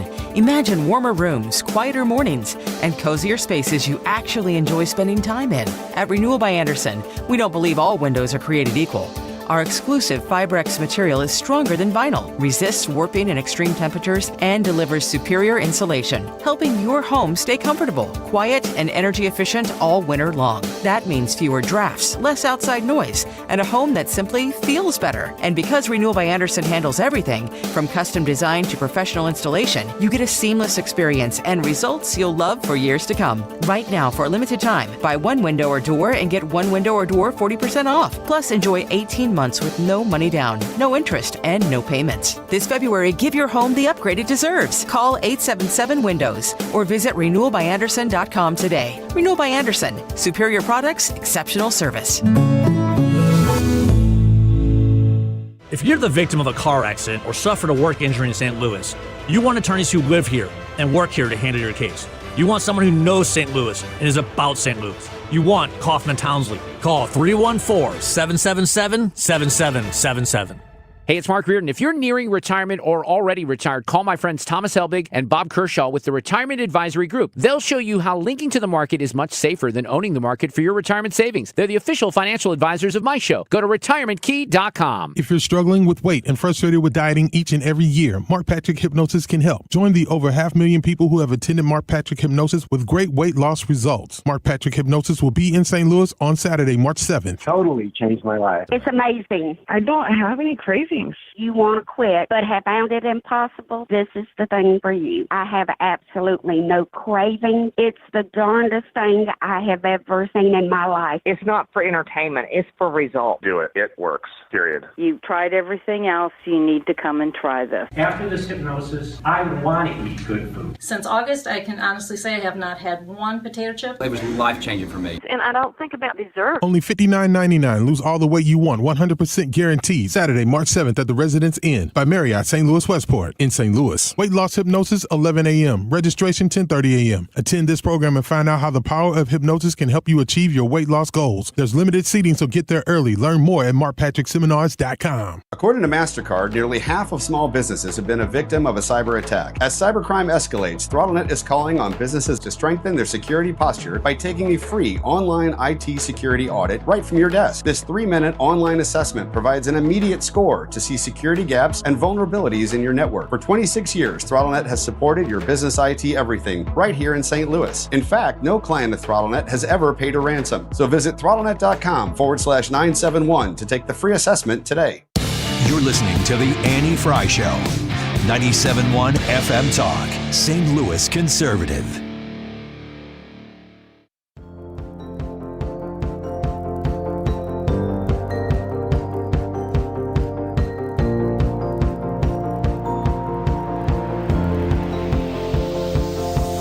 It's a beautiful night. We're looking for something dumb to do. Hey, baby, I think I want to marry you. This song is such a vibe. Do you remember when you were young and in love? And like, I'm going to marry that girl. Do you remember that? Oh, yeah, I remember that. Remember? Sure. It's just like when you've been married for 20 years. It's the same thing, same feeling. You got to capture that. Yeah, Right everybody's the same. You still have that spark, Ethan, 2 years into marriage? Right after Hannah and I got married, we walked back down the aisle, and that song was playing. Did it? Mhm. Is that why you played it? I mean, Is it not kind of like a song that makes really. you think of her? Yeah, it is. The but answer's almost always yes. Not always. most of the time. You walked back down the aisle just to walk to that song? No, we walked. Oh, at the end of your wedding. Yeah. I thought you meant like you went back later. Let's do it all again, but this time let's play Bruno. Yeah, remember earlier in the show we were like, who dies first? It's the one who couldn't figure it out. Right. We had a just give me a thumbs up when you're ready. We put into Grok Imagine. Don't look at it, Ryan. Don't look at it. Okay, I'm not. Look at the ceiling, like when we were talking about Mardi Gras and beads. Look up there. Okay. You just close your eyes and you imagine. idea of us being in a movie, and it was a scary movie, who would die first. So Ryan wrote a 2-paragraph script. I threw it into Grok Imagine, and it gave us like a 10-second video. Yes. We did this while we were doing Ask Me Anything. Yes. So we're multifaceted here. So first, before we're going to play the video for you. So there's a little bit of a visual element here, but also you can hear what Grok created together. Do you have it shared on the stream? Yes, you do. Okay. Before you play it, don't play it yet. Oh, man. Okay. Ryan, read the synopsis that you wrote. Okay, the synopsis during a is... segment. The synopsis is 4 huge radio stars enter a dark forest on a professional retreat to hone their craft at radio. The female lead, Annie, is the dominant host and star of the film. Dominant. Her co-star, Ryan, is a goofy idiot. You wrote it. Who's annoying and slightly lovable. Slightly. Brad is a quiet contemplator, and Ethan is a young go-getter who has bright red hair. Oh, come on. Ginger. Come on. That's the first paragraph. The second is, in the forest, they find a cabin, which is haunted. One by one, they die, but we need you, the AI, to determine the order of the deaths, with Annie the most likely to survive. The deaths are gruesome and supernatural. At the end, Ethan is the killer, and everyone except Annie comes back from the dead and does a Bollywood-style dance, which does not fit the film at all. All right, let's find out what Grok put together here in 15 seconds worth of time. Okay, so they have to log on to YouTube to see this. Yeah, right but now. we can listen to it. We'll figure. It's only 15 seconds worth of was this a bad idea or not? Okay. It's 15 seconds because the video that you sent me is only 4. Maybe it's 4. It was short. Oh Just, my gosh. Yeah, just play it. Okay. Forest is perfect for honing our radio craft. Look, a cabin. Let's check it out. Surprise! The craft is death! That's it? That's it. That's what Grok was like. Oh, I got you. The radio craft itself is death? Dead. Cast. The radio cast is dead. Oh, the radio cast is dead. I'll share it. I want to beat up the AI version of myself. Ethan is wearing a bright I yellow want to shirt. bully the AI version of myself. And his shirt or his hair is as red as Brad's sweatshirt is right now. Why is there just awful. one real picture of me in it? Because I was going to add photos of all of us. But when I added yours, just the it worst just created picture it. possible of me, and then no, it's not. I think you look pretty artsy. and then and it zooms in on me in this stupid pose. It's not Ryan. And then- this is a picture you posed. I know it's a for. real Don't picture. act like That's my someone point. snuck up on you and took a picture you didn't like. You were wearing a fanny pack and Mickey Mouse ears, and you were posing with your hip cocked. It's longer. that it was. There are more words in the description than in the movie. Yeah, I think you overplanned. I think you overprepared. Grok maybe underdelivered. It didn't tell us who died, did it? No, we were all it didn't say anything. Everybody And died. I saw one person real get fast. shot. Listen, we can try to refine it, but we're trying to do a lot of things here at one time. I should have put in the description that this is a full movie trailer. I don't think Grok understood that. It's so hot in here. Yes, it is. Love languages. Ethan, what is your love language? What do you hear or receive love, affection, affirmation the most? Physical touch, words of affirmation, quality time, receiving gifts, or acts of service? Ryan, stop touching him. Well, I was gonna say Caressing his I arm. if he fell in love with me. I was gonna say quality time / Sorry, receiving Mrs. gifts, Hannaford. but then Ryan put his hand on my shoulder, so I think I have to go with physical touch. Swayed the results. Ooh. Swayed the results. Physical touch? Yeah, I'll probably say physical touch. Sweet. Physical touch is not winning in our poll right now. I thought that's pretty. We almost took physical touch out and put the other 4 in because I thought that all you gentlemen would be running to say physical touch. Maybe you're deeper than I thought you were. Nope. Pretty surface level. Yeah, not Ethan. I'm a pretty basic dude. Well, Ryan can do it for I you. like This is people to good. tell me nice things about me while they do physical touch. I'm going to read some comments from. This is so close. We're just 2 minutes too long today on the Annie Fry Show. Number 6 in the nation. See why we didn't break the top 5. I don't know if we have any texts. I'm just going to keep talking. No. I'm just going to keep talking. What? Okay, Joe says, in honor of Annie, I left the empty roll hanging on the wall and set the new one on the sink. Not my love language. Did you hear? It was acts of service. Just change the toilet paper roll. Anyway. Were you here when I said that changing the toilet paper roll drives, like, my family is inept of doing it. Not my husband, but the children. I don't think recently. I've heard you say it before. So I made a rule in my house that if I am using the bathroom and the toilet paper roll is unchanged, but the new roll is sitting nicely on top of the unchanged toilet paper roll, that every child, it doesn't matter who did it, don't need explanations, every child will get a room to clean in the house. Ooh, man, that is intense. It's win-win. Toilet paper is where it belongs, or the house gets cleaned. Yeah. Ender says the Friday 2 p.m. intro is my love language. Oh, thank you. That is a good answer. Bill on Facebook said, I like affirmations. Touch and gifts. I speak acts of service. 157 votes on today's YouTube live chat poll. What is your love language? 18% say quality time / receiving gifts. 21% say words of affirmation. 29% say physical touch.